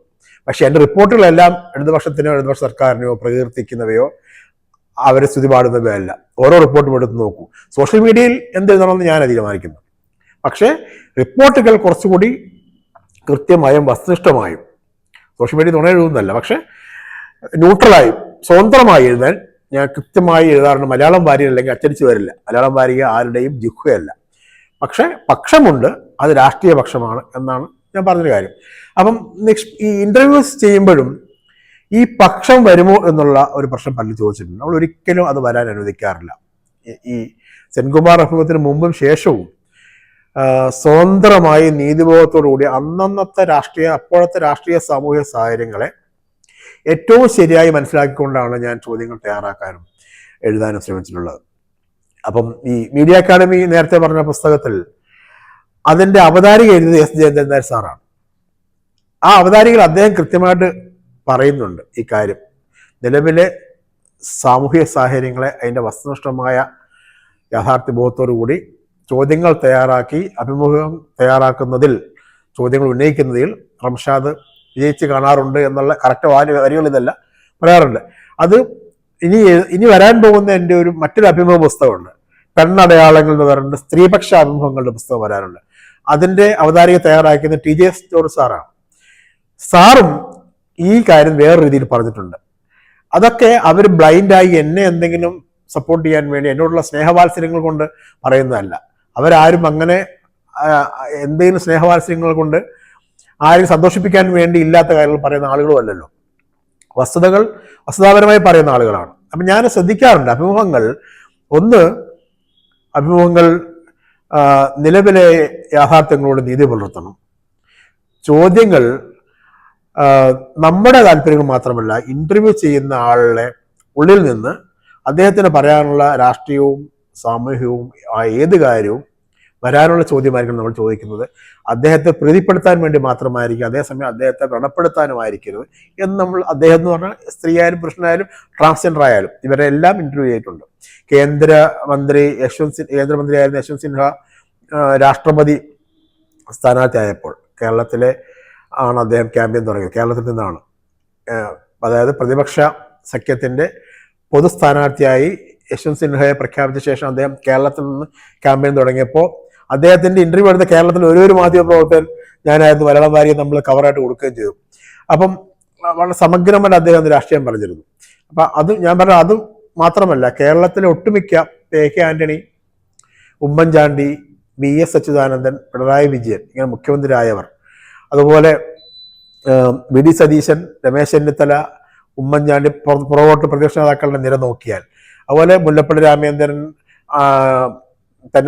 മുല്ലപ്പള്ളി രാമചന്ദ്രൻ, MM ഹസൻ അടക്കമുള്ള KPCC അധ്യക്ഷന്മാർ, കോടിയേരി ബാലകൃഷ്ണൻ, A വിജയരാഘവൻ, ഗൗതം മാഷ് അടക്കമുള്ള പാർട്ടി സെക്രട്ടറിമാർ, കാനം രാജേന്ദ്രൻ, ബിനോയ് വിശ്വം, പന്ന്യൻ രവീന്ദ്രൻ, വെളിയം ഭാർഗവൻ അടക്കമുള്ള CPI സെക്രട്ടറിമാർ, അങ്ങനെ ഒരുമാതിരി കേരളത്തിലെ പ്രധാനപ്പെട്ട BJPയുടെ സംസ്ഥാന മുഴുവൻ അധ്യക്ഷന്മാരും, ഇതുവരെ രാജീവ് ചന്ദ്രശേഖർ ഒഴികെ ഈ സമീപകാലത്ത് വന്ന K സുരേന്ദ്രനും PS ശ്രീധരൻപിള്ള, കുമ്മനം രാജശേഖരൻ, അങ്ങനെ സംസ്ഥാന അധ്യക്ഷന്മാർ, അങ്ങനെ പ്രധാനപ്പെട്ട ഏതാണ്ട് എല്ലാ രാഷ്ട്രീയ നേതാക്കന്മാരുടെ ഇന്റർവ്യൂസ് ചെയ്തിട്ടുണ്ട്. അതുപോലെ കമൽ അടക്കമുള്ള സംവിധായകരുടെ വേട്ടയാടപ്പെട്ട കാലത്ത് അവരുടെ ഇന്റർവ്യൂ എടുത്തിട്ടുണ്ട്. അതുപോലെ ശ്യാമ S പ്രഭ അടക്കമുള്ള കേരളത്തിലെ ശ്രദ്ധേയരായ സാമൂഹിക ഇടപെടൽ നടത്തുന്ന ട്രാൻസ്ജെൻഡേഴ്സിന്റെ അഭിമുഖങ്ങൾ, അങ്ങനെ എല്ലാ കാലത്തും നമ്മുടെ സമൂഹം ശ്രദ്ധിക്കുന്ന പ്രധാനപ്പെട്ട ആളുകളൊക്കെ അഭിമുഖങ്ങളിലൂടെ കടന്നു പോയിട്ടുണ്ട്. പല അഭിമുഖങ്ങളും EP ജയരാജന്റെ അഭിമുഖം അടക്കമുള്ള കാര്യങ്ങൾ വലിയ വാർത്തയായിട്ടുണ്ട്. മറ്റു പല അഭിമുഖങ്ങളും ചാനലുകൾ മലയാളം വാരിക ഇറങ്ങുന്ന ആ ദിവസം തന്നെ വലിയ വാർത്തയാക്കിയ നിരവധി അനുഭവങ്ങൾ നമുക്ക് പറയാനുണ്ട്. അപ്പം അതിൻ്റെ അകത്തുള്ള ഒരു പ്രധാനപ്പെട്ട ഒരു കാര്യം, ഞാൻ ശ്രദ്ധിക്കാറുള്ള ഒരു കാര്യം എന്ന് വെച്ചാൽ, നമ്മൾ 2001 UDF സർക്കാർ വരുന്നതിന് തൊട്ട് മുമ്പ് അതൊരു ഒരു വഴിത്തിരിവാണ്, അല്ലെങ്കിൽ ഒരു വലിയ പാഠമാണ്.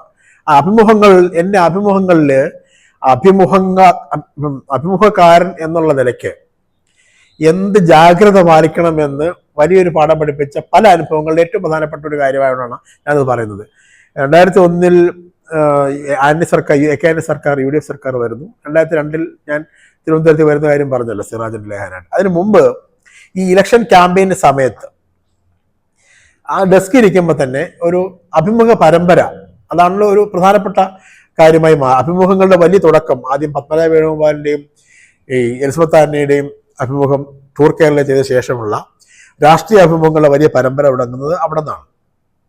MV Raghavan, R Balakrishna Pillai, KM Mani, AK Antony, ET Muhammad Basheer അടക്കമുള്ള പ്രധാനപ്പെട്ട നേതാക്കന്മാരുടെ ഇന്റർവ്യൂസ്, UDF നേതാക്കന്മാരുടെ ഇന്റർവ്യൂസ് ആണ് എനിക്കന്ന് കിട്ടിയ ബീറ്റ്. LDF നേതാക്കന്മാരുടെ വേറെ ഡെസ്കുള്ള വേറെ ആരോ ചെയ്തു ഇലക്ഷൻ ക്യാമ്പയിൻ സമയത്ത്. അപ്പോൾ KM മാണിയെ ലാൻഡ് ഫോണിൽ വിളിച്ചു പാലായിൽ. ഞാനിങ്ങനെ സിറാജ് പത്രത്തിൽ നിന്നാണ്. അപ്പം അദ്ദേഹം പറയൂ കോഴിക്കോട് നിന്ന് ആയിരിക്കുമല്ലോ. ഞാൻ പറയാം കോഴിക്കോട് നിന്ന്. കോഴിക്കോട് നിന്നൊക്കെ ഇന്റർവ്യൂ ചെയ്യാൻ മണിസാർ ആപ്പുള്ള ശൈലി ചോദിച്ചു, പ്രത്യേക ശൈലി. കോഴിക്കോട് നിന്നൊക്കെ ഇന്റർവ്യൂ ചെയ്യാൻ ഇവിടം വരെ വരണോ കുഞ്ഞേ, ഫോണിൽ കൂടെ പോരെ എന്ന് ചോദിച്ചു. ഞാൻ പറഞ്ഞു പോരാ സാറേ, എൻ്റെ ഇവിടെ ഏറ്റുമാനൂരാ. ഏറ്റുമാനൂരാമോ, എന്നാ ഇങ്ങോട്ട് പോന്നാൽ പോരെ എന്ന് വളരെ മണിസാർ വളരെ സൗഹൃദത്തോടെ, ആദ്യമായിട്ട് ജൂനിയർ ജേർണലിസ്റ്റാണ്. അപ്പോഴത്തേക്കും എന്നാൽ ഏറ്റുമാനൂർ വന്നിട്ട് ഇങ്ങോട്ട് പോവാം, രാവിലെ വീട്ടിലോട്ട് പോവാം, എന്നിട്ട് നമുക്ക് ഈ ക്യാമ്പയിൻ അല്ലേ വൈകുന്നേരം വേണ്ടി ചർച്ച ചെയ്യാം, ഒന്നിച്ച് ഊണോ കഴിക്കാം, വളരെ സൗഹൃദത്തോടുകൂടി. അപ്പം മാണിസാറിനെ കുറിച്ച് എനിക്കുള്ള ചിത്രം അതായിരുന്നില്ല. അപ്പോൾ ഒരാൾ വിളിക്കുമ്പോഴത്തേക്കും ജാട കാണിക്കുന്നൊക്കെ ആയിരുന്നു എൻ്റെ വിചാരം. അപ്പം പക്ഷേ സൗഹൃദത്തോടുകൂടി പെരുമാറും. അപ്പം ഞാൻ ഞാൻ ഈ പറഞ്ഞ ഫ്ലാങ്ങിൻ്റെ അതങ്ങനെ തന്നെ പറഞ്ഞൊന്നുമില്ല. അപ്പം ഞാൻ അദ്ദേഹം വളരെ സൗഹാർദ്ദത്തോടുകൂടി എന്നോട് വരാൻ പറഞ്ഞു. ഞാൻ അന്ന് രാത്രി തന്നെ പുറപ്പെട്ടു, വീട്ടിൽ വന്നു.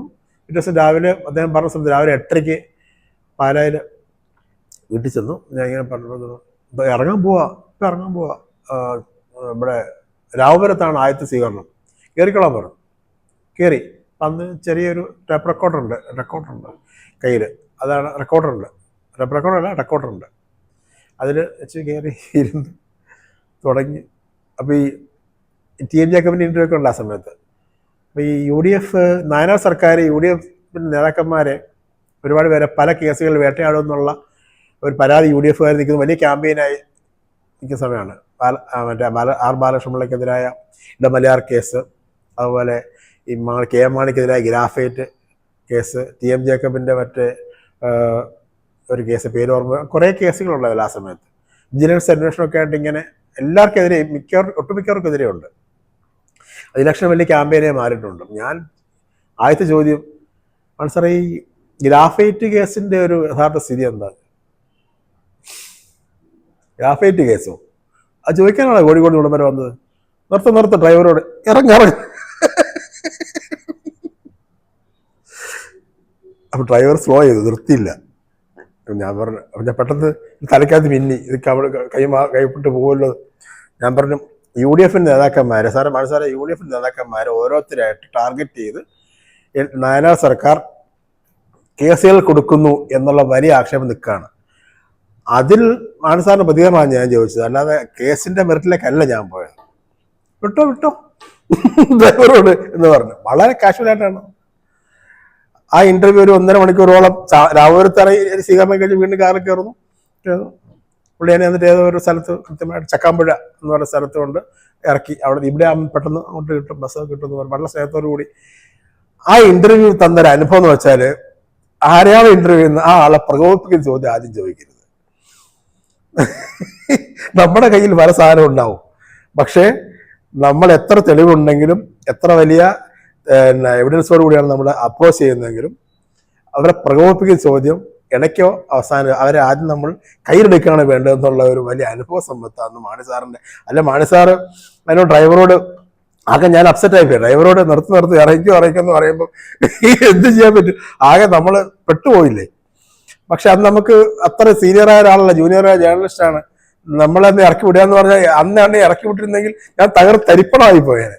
ഒരു വ്യക്തി എന്ന നിലയ്ക്കും മാധ്യമപ്രവർത്തനം എന്ന നിലയ്ക്കും വലിയ ഷോക്കായി പോയേനെ. അപ്പൊ ഇറക്കി വിടാനല്ല ഉള്ള ഉദ്ദേശം ഞാൻ പിന്നീട് വിചാരിച്ചിട്ടുണ്ട്. ഇറക്കി വിടാനല്ല, ഇവൻ ഇത് ചോദിക്കാണ്ട്. പുള്ളി എത്രയോ അനുഭവ സമ്പത്തുള്ള നേതാവാണ്. അപ്പൊ അതൊരു വലിയ എക്സ്പീരിയൻസ് ആയിരുന്നു. പിന്നീട് ഇപ്പം MP രാഘവനെയും R ബാലകൃഷ്ണപിള്ളയും TM ജേക്കബിനെയും ഒക്കെ ആ പരമ്പരയിൽപ്പെട്ട് ഇന്റർവ്യൂ ചെയ്തു. നാലകത്ത് സൂപ്പി ഒക്കെ TT ബഷീറിനൊക്കെ. അത് കഴിഞ്ഞിട്ട് PJ ജോസഫിന് തൊടുപുഴയിൽ പോയി ഇന്റർവ്യൂ ചെയ്ത്. ഇലക്ഷൻ കാലമാണല്ലോ, ജീപ്പിൽ മല മുഴുവൻ കയറി ക്യാമ്പയിൻ കൂടെ ആണെന്നാണ് ഇന്റർവ്യൂ ചെയ്തത്. അത് കഴിഞ്ഞിട്ട് അവർ അധികാരത്തിൽ വന്നു. തിരിച്ച് ഞാൻ സിറാജിന്റെ ലേഖകനായി തിരുവനന്തപുരത്ത് വന്ന ശേഷം എന്നെ ജോസഫ് ഐഡന്റിഫൈ ചെയ്തു. ഇവരെ ഒന്നും പിന്നെ നമ്മൾ നിരന്തരം കാണുന്നില്ല. അതുകൊണ്ട് പക്ഷെ ജോസഫിന് ഞാൻ ഒരു പത്രസമ്മേളനത്തിന് പോയപ്പോൾ പുള്ളി എന്നോട് പറഞ്ഞു, തൊടുപുഴയിലെ ജീപ്പിൽ കൂടി നമ്മൾ കറങ്ങി നടന്ന് ഇന്റർവ്യൂ ചെയ്തൊരു ഒരു ദിവസം ഓർമ്മ വരുന്നു എന്ന് പറഞ്ഞു ജോസഫ്. ഞാൻ അത്ഭുതപ്പെട്ടു പോയി. ജോസഫ് ഇങ്ങനെ ഈ രീതിയിലാണ് പറഞ്ഞു, തൊടുപുഴയിൽ നമ്മളന്ന് ആ ദിവസം ഓർമ്മ വരുന്നു. ശരിയല്ലേ? ഞാൻ പറഞ്ഞു ആള് തന്നെയാണ് എന്ന് പറഞ്ഞു. അപ്പൊ അങ്ങനെയുള്ള അനുഭവങ്ങളൊക്കെ നമുക്കുണ്ട്. പക്ഷെ അഭിമുഖങ്ങൾ ഇങ്ങനെ വ്യക്തിപരമായ ഊഷ്മളത നമുക്ക് ഒരേ സമയം തരുകയും അതേസമയം തന്നെ നമ്മളെ കാമ്പുള്ള ഒരു ജേർണലിസ്റ്റാക്കി മാറ്റി ചെയ്തിട്ടുണ്ട്. ഞാൻ ആ വാക്ക് ആവർത്തിച്ചപ്പോഴും പറയാനുള്ളതാണ്. നമ്മുടെ ഒരു അഭിമുഖകാരൻ്റെ ആണെങ്കിലും സാധാരണ മാധ്യമപ്രവർത്തകൻ്റെ ആയാലും കണ്ടന്റ് എന്ന് പറയുന്നത് കാമ്പുണ്ടാവുക എന്ന് പറയുന്നത് ഒരു പ്രധാനപ്പെട്ട കാര്യമാണ്. ഈ VSന്റെ അഡീഷണൽ സെക്രട്ടറി ആയിരുന്ന സുരേഷ് കുമാർ IAS 2016 പിണറായി വിജയൻ സർക്കാർ വന്ന ശേഷം രാജിവെച്ച് കഴിഞ്ഞിട്ട് ഒരു വിശദമായ അഭിമുഖം തന്നു നമുക്കായിരുന്നു. വലിയ സമഗ്രമായ കുറേ കാര്യങ്ങളും പറഞ്ഞു. ആ അഭിമുഖത്തിൽ ഞങ്ങളുടെ 3-4 മണിക്കൂർ ഒന്നിച്ച് കുറേ നേരം ഇരുന്ന കാര്യങ്ങൾ പുള്ളിക്കോരാണല്ലോ വേർഷൻസ്. അവസാനം പുള്ളി എന്നെ പറഞ്ഞു, നിങ്ങൾ എന്നെ അമ്പരപ്പിച്ചു ബ്രദർ എന്ന് പറഞ്ഞു. ഞാൻ പറഞ്ഞു, എന്താ? ഞാൻ പറയുന്ന ഓരോ സംഭവങ്ങളുടെയും കാലം നിങ്ങൾ എന്നോട് ഇങ്ങോട്ട് പറഞ്ഞു, നിങ്ങളൊന്ന് നോക്കിയല്ല പറഞ്ഞത്. ആ ഇയർ ഇന്ന വർഷത്തിലല്ലേ ഇന്ന വർഷത്തിൽ ചോദിച്ചു you are A good journalist എന്ന് പറഞ്ഞു. അപ്പോൾ അതെനിക്ക് വലിയ അഭിമാനമായിട്ട് തോന്നി. കാരണം നമ്മളത് പഠിച്ചുകൊണ്ട് പോയതല്ല, നമ്മുടെ മനസ്സിൽ കിടക്കുന്ന സാധനങ്ങളാണ്. രാഷ്ട്രീയം നമ്മളിങ്ങനെ മനനം ചെയ്തുകൊണ്ടിരിക്കുന്നത്. ഞാൻ ആ പുസ്തകത്തിന്റെ ആമുഖത്തിൽ മാധ്യമപ്രവർത്തകൻ എന്നുള്ള നിലയ്ക്ക് എൻ്റെ ആമുഖത്തിൽ ഞാൻ എഴുതിയത് ഏറ്റവും ഇഷ്ടം രാഷ്ട്രീയമാണെന്നാണ്. സാഹിത്യവും സിനിമയും പ്രണയവും എല്ലാം പിന്നെ വരുന്നുള്ളൂ. രാഷ്ട്രീയമാണ് ഏറ്റവും ഇഷ്ടം. എനിക്ക് പറയാൻ ഇഷ്ടമുള്ളതും കേൾക്കാൻ ഇഷ്ടമുള്ളതും എഴുതാൻ ഇഷ്ടമുള്ളതും ചിന്തിക്കാൻ ഇഷ്ടമുള്ള എല്ലാം ഏറ്റവും ഇഷ്ടം പൊളിറ്റിക്സ് ആണ്. കക്ഷിരാഷ്ട്രീയം എന്നല്ല, അതിനപ്പുറത്ത് രാഷ്ട്രീയത്തെ അതിന്റെ വിശാലാർത്ഥത്തിൽ രാഷ്ട്രീയമാണ് ഏറ്റവും ഇഷ്ടം. ആ രാഷ്ട്രീയമില്ലാത്ത ഒന്നും മനുഷ്യന്റെ ലൈഫിലില്ല. പൊളിറ്റിക്സ് ആണ് നമ്മുടെ ലൈഫിനെ ഏറ്റവും കൂടുതൽ അടിമുടി ചൂഴ്ന്നു നിൽക്കുന്ന പ്രധാനപ്പെട്ട ഒരു ജീവിത പദ്ധതി എന്നാണ് ഞാൻ മനസ്സിലാക്കുന്നത്. പൊളിറ്റിക്സ് ഇല്ലാതെ ഒന്നുമില്ല എന്നുള്ള നമ്മുടെ രാഷ്ട്രീയമായ ബോധ്യം കൊണ്ടാണ് രാഷ്ട്രീയത്തെ അത്ര ഇഷ്ടപ്പെടുന്നത്. അപ്പൊ അതുകൊണ്ട് നമ്മുടെ മനസ്സിൽ ഇങ്ങനെ ഇത് കിടക്കുന്നതാണ്. ഇന്ന വർഷം ഇന്നത്, ഇന്ന വർഷം ഇന്നയാൾ ഇന്നത്, അത് സംഭവം ഇത് കിടക്കുന്നതാണ്. അത് നമുക്ക് പലപ്പോഴും പിന്നീട് ഇത്തരം അഭിനന്ദനങ്ങൾ നേടിത്തരികയും ഉപകാരപ്പെടുകയും ചെയ്തിട്ടുണ്ട് പല ഘട്ടങ്ങളിലും. ഇപ്പൊ പുസ്തകം കഴിഞ്ഞ വർഷം ഇറങ്ങി. ആ പുസ്തകത്തിൽ വന്ന മുഖ്യമന്ത്രി പിണറായി വിജയൻ, CPIയുടെ സംസ്ഥാന സെക്രട്ടറി ആയിരുന്ന കാനൻ രാജേന്ദ്രൻ, KPCC പ്രസിഡന്റുമാരായിരുന്ന രമേശ് ചെന്നിത്തല, മുല്ലപ്പള്ളി രാമചന്ദ്രൻ, പല കാലങ്ങളിൽ ഇതാണ്. പ്രതിപക്ഷ നേതാവ് VD സതീശൻ, പിന്നെ A Vijayaraghavan, BRP Bhaskar sir, VS Chandrasekharan Nair. Chandrasekharan നായരുടെ അവസാനത്തെ അഭിമുഖമായിരുന്നു. അദ്ദേഹം ആ അഭിമുഖത്തിന് ശേഷം ഒരു വർഷത്തിനുള്ളിൽ അദ്ദേഹം ഇവിടെ പറഞ്ഞു. അതിനുശേഷം അദ്ദേഹം ആർക്കും അഭിമുഖം കൊടുത്തിട്ടില്ല. പിന്നെ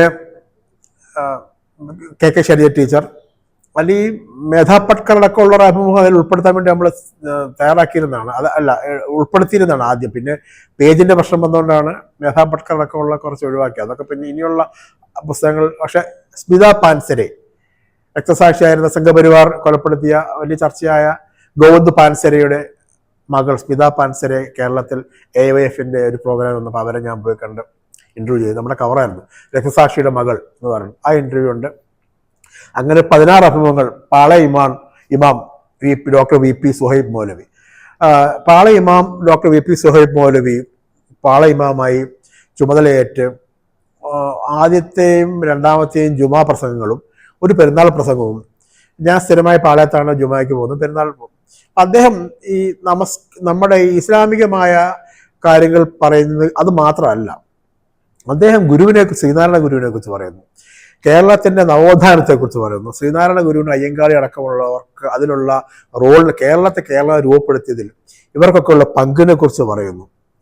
അദ്ദേഹം നവോത്ഥാനത്തെക്കുറിച്ച് സംസാരിക്കുകയും നിഷേധാത്മകമായ പലതിനെക്കുറിച്ചും വളരെ കൃത്യമായി പൊളിറ്റിക്കലായി പറയുകയും ചെയ്യുന്നു. ഞാൻ ശ്രദ്ധിച്ചപ്പോൾ ഞങ്ങളുടെ എഡിറ്ററോട് പറഞ്ഞു, ഇതൊരു സാധാരണ ഇമാമിന്റെ പ്രസംഗങ്ങളല്ല. നമുക്ക് ഇത്തരം കാര്യം ഈ നിലവിലെ സാഹചര്യങ്ങൾ ഇന്ന പോയിന്റ്സ് ഞാനത് നമുക്ക് ഒരു ഇന്റർവ്യൂ എടുക്കണം, ഉറപ്പായിട്ട് അദ്ദേഹത്തിന് ഇന്റർവ്യൂ ആണെന്ന് പറഞ്ഞു.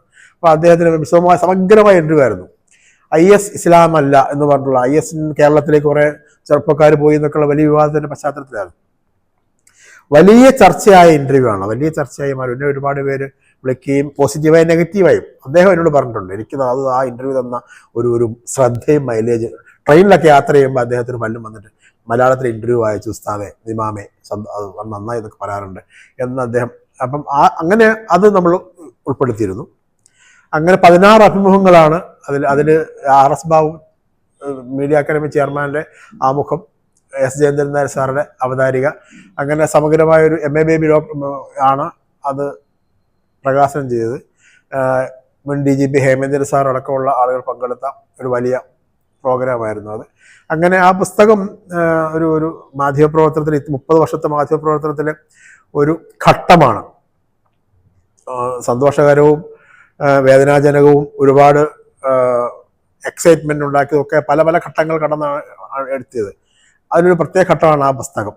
ആ പുസ്തകം നൽകിയ ഒരു അഭിമാനവും സന്തോഷവും, അതുപോലെ ആ പുസ്തകത്തിന് വേണ്ടി മീഡിയ അക്കാദമി എടുത്തൊരു ഇനിഷ്യേറ്റീവും താല്പര്യവും അതെന്നെ ഒരുപാട് സന്തോഷിപ്പിച്ചിട്ടുണ്ട്. അതൊരു കാര്യമാണത്. കാരണം ഒരുപാട് പേര് ഇപ്പോഴും ആ പുസ്തകം പലയിടത്തുനിന്നും വായിച്ചവരൊക്കെ പറയാറുണ്ട്.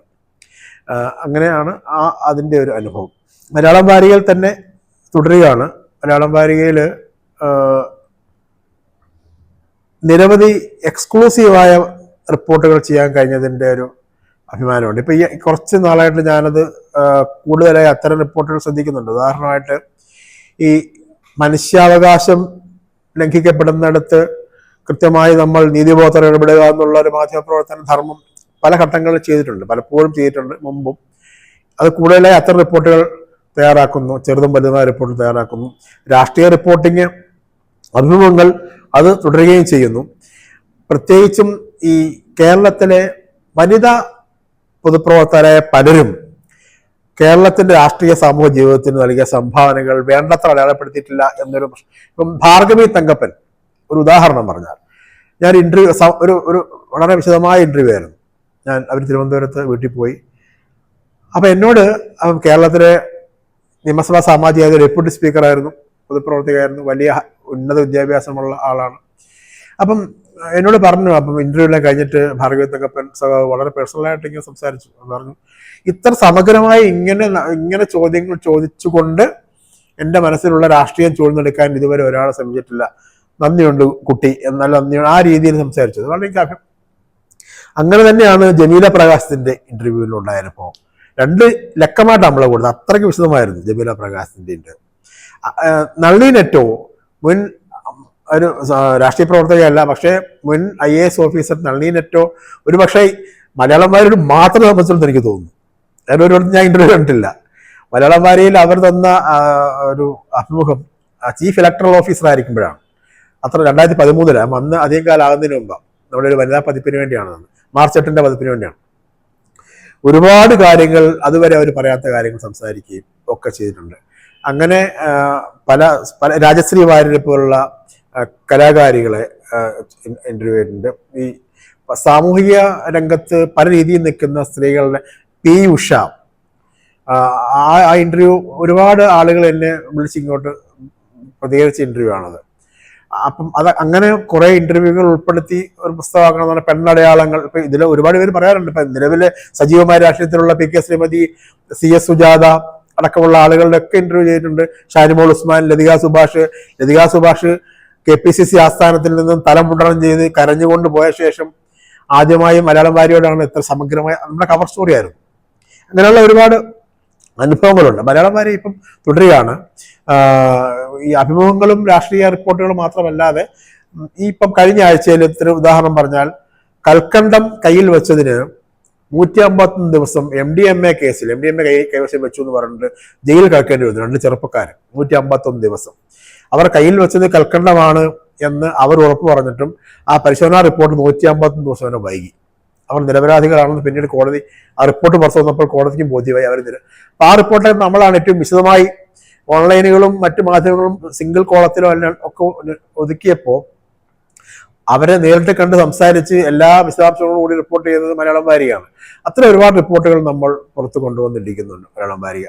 അപ്പോൾ ഈ മലയാളം വാരികയുടെ ഒരു പ്രത്യേകത കൂടി പറഞ്ഞുകൊണ്ട്, ഈ മറ്റ് പല മാധ്യമങ്ങളിൽ നിന്ന് വ്യത്യസ്തമായി ഈ മാതൃസ്ഥാപനത്തിന്റെ ഇന്ത്യൻ എക്സ്പ്രസിന്റെ രാഷ്ട്രീയം എന്താണ് എന്നുള്ളത് ഒരു രീതിയിലും നോക്കുകയോ പരിഗണിക്കുകയോ വേണ്ടാത്ത ഒരു മാധ്യമ സ്വാതന്ത്ര്യം മലയാളം വാരി അനുഭവിക്കുന്നുണ്ട്. എനിക്ക് കഴിഞ്ഞ 13 വർഷമായിട്ട് അനുഭവപ്പെടുന്ന ഒരു കാര്യം അതാണ്. നമ്മൾക്ക് കൃത്യമായി ബോധ്യമുള്ള തെളിവുള്ള രാഷ്ട്രീയമായാലും സാമൂഹിക വിഷയമായാലും അഴിമതിയായാലും മറ്റേത് വിഷയമായാലും മലയാളം വാരികയിൽ നമുക്ക് എഴുതാം, ഇടമുണ്ടാകും. കൃത്യമായി അതിനുള്ള സ്പേസ് തരികയും ചെയ്യും. നമ്മൾക്ക് അംഗീകാരം കിട്ടുമ്പോൾ അത് മലയാളം വാരികയിലെ സ്റ്റാഫിൽ നിന്ന്, നമ്മുടെ ഈ പത്രാധിപരടക്കമുള്ള മറ്റ് സഹപ്രവർത്തകരിൽ നിന്നുള്ള പ്രതികരണങ്ങൾ നമ്മളെ വളരെ അത്ഭുതപ്പെടുത്തുന്ന വെച്ചാൽ, അവർ ഓരോരുത്തർക്കും കിട്ടിയ അംഗീകാരം പോലെ നമ്മൾ പ്രതികരിക്കാറുണ്ട്. അതൊരു പേഴ്സണലായി എടുക്കുക. ഞാൻ മുമ്പ് പല ആൾക്കാരെ മുതിർന്ന മാധ്യമപ്രവർത്തകരെ കൂടെ ജോലി ചെയ്യുമ്പോൾ അങ്ങോട്ടും ഇങ്ങോട്ടും എന്തെങ്കിലും വർത്താനം ഉണ്ടായിക്കഴിഞ്ഞാൽ അത് പേഴ്സണലായി എടുക്കും, മനസ്സിൽ കിടക്കും. വേറെ ഏതെങ്കിലും ഘട്ടത്തിൽ അത് പുറത്തു വരും ആളുകളുടെ. പക്ഷെ മലയാളം വാരികയിലെ പത്രാധിപർ സജി ജെയിംസിനെ പോലുള്ള, അത് S ജയേന്ദ്രൻ നായർ സാറിന്റെ സ്കൂളിന്റെ അനുഭവമാണെന്ന് ഞാൻ വിചാരിക്കാറുണ്ട്. ഞാൻ സജി ഇവിടെ നേരിട്ട് പറഞ്ഞിട്ടുള്ള കാര്യമല്ല, ഞാൻ ഇങ്ങനെ ഒരു സന്ദർഭത്തിൽ അത് പറയാണ്. തികച്ചും പ്രൊഫഷണലായി മാത്രം എടുക്കുക, പേഴ്സണലായി എടുക്കാതിരിക്കുക. അത് അങ്ങനെ മനസ്സിൽ കൊണ്ടു നടക്കാതിരിക്കുക. നമുക്ക് തരുന്ന ഒരു സന്തോഷം എത്രയാണെന്നറിയോ? പിന്നീട് അത് അങ്ങോട്ട് കാര്യം, പ്രൊഫഷണലായ കാര്യം നമുക്ക് അവരോട് പറയാനുള്ള ഒരു അനുഭവ സ്വാതന്ത്ര്യം തരുന്നുണ്ട്. അങ്ങനെ മലയാളം വാരികയുടെ ഭാഗമായി തന്നെ മുന്നോട്ട് പൊക്കോണ്ടിരിക്കുകയാണ് നിരവധി അനുഭവങ്ങളിലൂടെ. ഒരിക്കൽ ഒരാൾ എന്നെ കോഴിക്കോട് നിന്ന് വിളിച്ചിട്ട് ചോദിച്ചു, താങ്കളുടെ പേരിന്റെ അർത്ഥം എന്താണ് എന്ന് ചോദിച്ചു. ഞാൻ പറഞ്ഞു, എന്തെങ്കിലും അർത്ഥമുള്ളതായിട്ട് അറിയില്ല, ഗ്ലാമറുള്ള ആളെന്നായിരിക്കും തമാശയായിട്ട് പറഞ്ഞു. അപ്പോഴത്തേക്കും പറഞ്ഞു നിങ്ങളുടെ പേര് എൻ്റെ കുട്ടിക്കിടാൻ വേണ്ടിയാണ് ഞാൻ ഈ പേര് കണ്ടപ്പോൾ എൻ്റെ ഭാര്യയാണ് നിങ്ങളുടെ പേര് പല റിപ്പോർട്ടുകളിലും വായിച്ചിട്ടുണ്ട്. അപ്പോൾ ഞങ്ങൾക്ക് ആൺകുട്ടി ഉണ്ടായപ്പോൾ എൻ്റെ ഭാര്യ പറഞ്ഞു ആ പുള്ളിക്കാരൻ നമ്പർ തപ്പിയെടുത്ത് വിളിച്ച് ചോദിക്കും അർത്ഥം എന്താണ്, നമുക്ക് ആ പേരിടാം എന്ന് പറഞ്ഞു. അതൊക്കെ നമ്മുടെ ജീവിതത്തിൽ രസകരമായ അനുഭവങ്ങളാണ്. അങ്ങനെയൊക്കെയുള്ള അനുഭവങ്ങളിലൂടെ നമ്മളിങ്ങനെ സന്തോഷത്തോടെ പൊയ്ക്കൊണ്ടിരിക്കുന്നു. എനിക്ക് ഷെമി, MK ഷെമിയാണ് എൻ്റെ ഭാര്യ. കോട്ടയത്ത് കുമ്മനം സ്വദേശിയാണ്. ഞങ്ങളുടെ പ്രണയവിവാഹത്തെക്കുറിച്ച് ഞാൻ പറഞ്ഞു കഴിഞ്ഞു. 2 മക്കളാണ്, 2 പെൺകുട്ടികളാണ്. രഹന മറിയം, ഹസ്ന മറിയം. ഞാൻ എൻ്റെ പല പരിചയക്കാരും മുമ്പൊക്കെ ചോദിക്കുമായിരുന്നു, ഇപ്പോഴും അപൂർവമായിട്ട് ചോദിക്കാറുണ്ട്, വൈഫ് ക്രിസ്ത്യാനിയാണോ എന്ന് ചോദിക്കാറുണ്ട്. നമ്മുടെ ആളുകൾ പെട്ടെന്ന് മറിയം എന്നുള്ള പേര് കേൾക്കുമ്പോൾ ഞാൻ അവരുടെ ഈ മറിയം ആ മറിയമല്ല, ഈ മറിയം എന്ന് പറഞ്ഞത് നിങ്ങൾ ഉദ്ദേശിക്കുന്ന മറിയം തന്നെയാണ്. വൈഫ് ക്രിസ്ത്യാനിയായതുകൊണ്ടല്ല, യേശുവിൻ്റെ മാതാവ് മറിയമാണ് ഈ മറിയം. ഈസാ നബിയുടെ മാതാവും ആ മറിയം ഒരാൾ തന്നെയാണല്ലോ എന്ന് പേർ തമാശയായിട്ട് പറയും. രഹന മറിയവും ഹസ്ന മറിയവും ആണ് 2 മക്കൾ. മൂത്തയാള് ജേർണലിസ്റ്റാണ്. പോണ്ടിച്ചേരി യൂണിവേഴ്സിറ്റിയിൽ നിന്ന് MA മാസ് കമ്മ്യൂണിക്കേഷനാണ് ചെയ്തത്. അത് കഴിഞ്ഞിട്ട് ട്യൂൺസ് അക്കാദമി VFX കഴിഞ്ഞു. PRD 1 വർഷം സബ്ഡിറ്റർ ആയിരുന്നു. അത് കഴിഞ്ഞ് ദി ന്യൂ ഇന്ത്യൻ എക്സ്പ്രസിൽ തന്നെ ചെന്നൈ ഓൺലൈൻ ഡെസ്കിൽ ആയിരുന്നു. ഇപ്പോൾ തിരുവനന്തപുരത്തുണ്ട്. ഇളയാള് MSc എൻവയോൺമെന്റൽ സയൻസ് ആണ് ചെയ്തത്. മോള് ഹരിത കേരള മിഷനിൽ, കേരള ഗവൺമെൻറ് ഹരിത കേരള മിഷനിൽ റിസോഴ്സ് പേഴ്സണായിട്ട് ജോലി ചെയ്യുന്നു. അങ്ങനെയാണ് കുടുംബം. തിരുവനന്തപുരത്ത് സ്ഥിരതാമസമാണ്. കോട്ടയം അച്ഛനും അമ്മയും കഴിഞ്ഞ 3-4 വർഷങ്ങൾക്കുള്ളിൽ 2 പേരും 1 വർഷത്തെ ഇടവേളയിൽ മരിച്ചു. പക്ഷേ കോട്ടയം ബന്ധം സഹോദരങ്ങളൊക്കെ അവിടെ ഉള്ളതുകൊണ്ട് അങ്ങനെ തന്നെ നിലനിർത്തുന്നുണ്ട്. ഇടയ്ക്കിടയ്ക്ക് പോകും. അച്ഛനും അമ്മയും ഉള്ളപ്പോൾ ഇരിക്കുന്ന ഇരിപ്പിൽ പോകുമായിരുന്നു. നാളെ പോകണം തീരുമാനിച്ചാൽ രാവിലെ എഴുന്നേറ്റ് ഇതിന് വയനാടിന് പോകുക എന്നുള്ളതാണ്. ഇപ്പോൾ പിന്നെ അങ്ങനെ പോക്കില്ലെങ്കിലും കോട്ടയം ബന്ധം, ഏറ്റുമാനൂർ ബന്ധം സജീവമായിട്ടുണ്ട്. തിരുവനന്തപുരത്ത് കുടപ്പനക്കുന്നിനടുത്ത് മുക്കോലക്കലാണ് ഇപ്പോൾ താമസിക്കുന്നത്. അങ്ങനെ ഞാനും ഷെമിയും രഹനയും ഹസ്നയും, രഹനയെ വിളിക്കുന്ന സുർമ എന്നും ഹസ്നയെ വിളിക്കുന്നത് കുഞ്ഞൂസ് എന്നുമാണ്. ഞങ്ങൾ സന്തോഷത്തോടെ അങ്ങനെ കുടുംബജീവിതം നയിക്കും. തലസ്ഥാനത്തെ മാധ്യമപ്രവർത്തനത്തിൻ്റെയും തലസ്ഥാനത്തെ ജീവിതത്തിൻ്റെയും ഭാഗമായി. അപ്പോൾ കോട്ടയത്തെക്കാൾ കൂടുതൽ നമുക്ക് ബന്ധങ്ങളും സൗഹൃദങ്ങളും ഉള്ളത് ഇപ്പോൾ തിരുവനന്തപുരത്തായി മാറി. അങ്ങനെയാണ് ജീവിതം പോകുന്നത്.